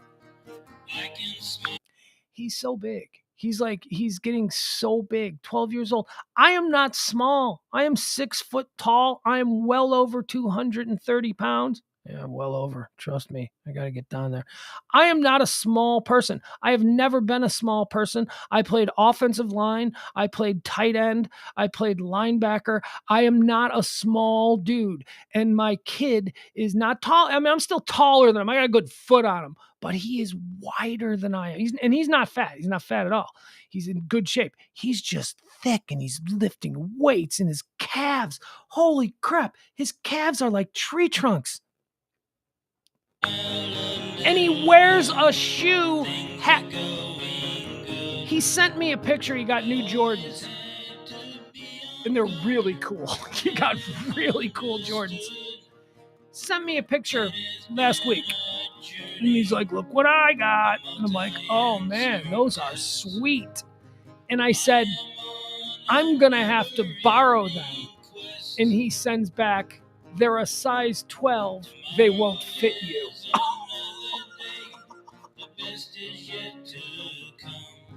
You little snot-nosed bastard. How dare you?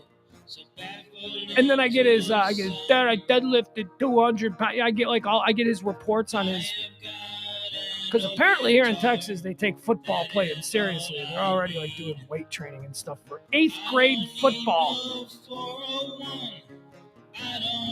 Calls me the other day, calls me from the weight room after school from their weight training. He goes, Dad, you want to hear something cool? I go, did you get into another fight? He goes, no, it's not, because he's got a temper. And he goes, no, it's nothing like that at all. He's like, I was bench pressing, and he's like, I was bench pressing like 100. I don't want to get it wrong. I don't know, because I was just like, but whatever. He goes, I was bench pressing, and my shoulder popped out of his socket. And I'm like, what? Wait, what? What do you mean your shoulder popped up? He's like, yeah, it was crazy. It was like sticking out of the back of my neck, and it was like all messed up. And I go, whoa. So what'd you do? He goes, well, my friend just popped it in. They grabbed me and they pushed it, and I heard it go pop. I'm like, what? You can tell your mom? Yeah, I told Mom. I go, dude. All right, now we're listening to, what is this? What is he listening to?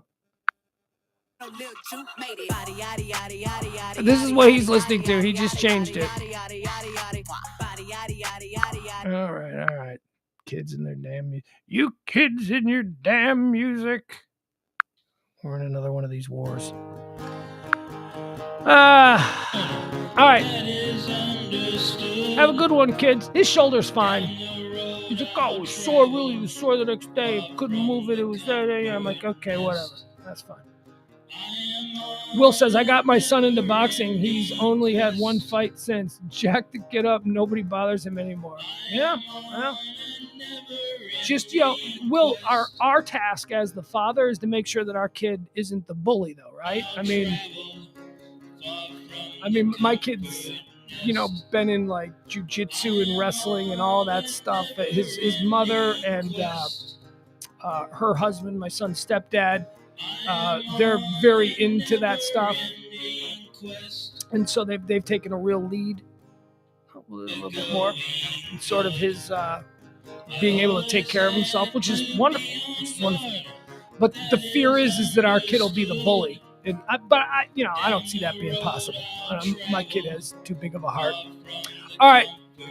Says the dad. I know. Our kids are all perfect, right, Will? That's our thing. Our kids are perfect. Our kids are perfect. None of them could ever possibly be monsters. All right. Support the show if you can. I'd appreciate that. We're coming to the end of the month. Times are getting tight. We got to make it. I love you. We'll make it. See you tonight. Pugs and Parker proudly present Pillow Talk on the Radio Misfits Podcast Network. Bye-bye.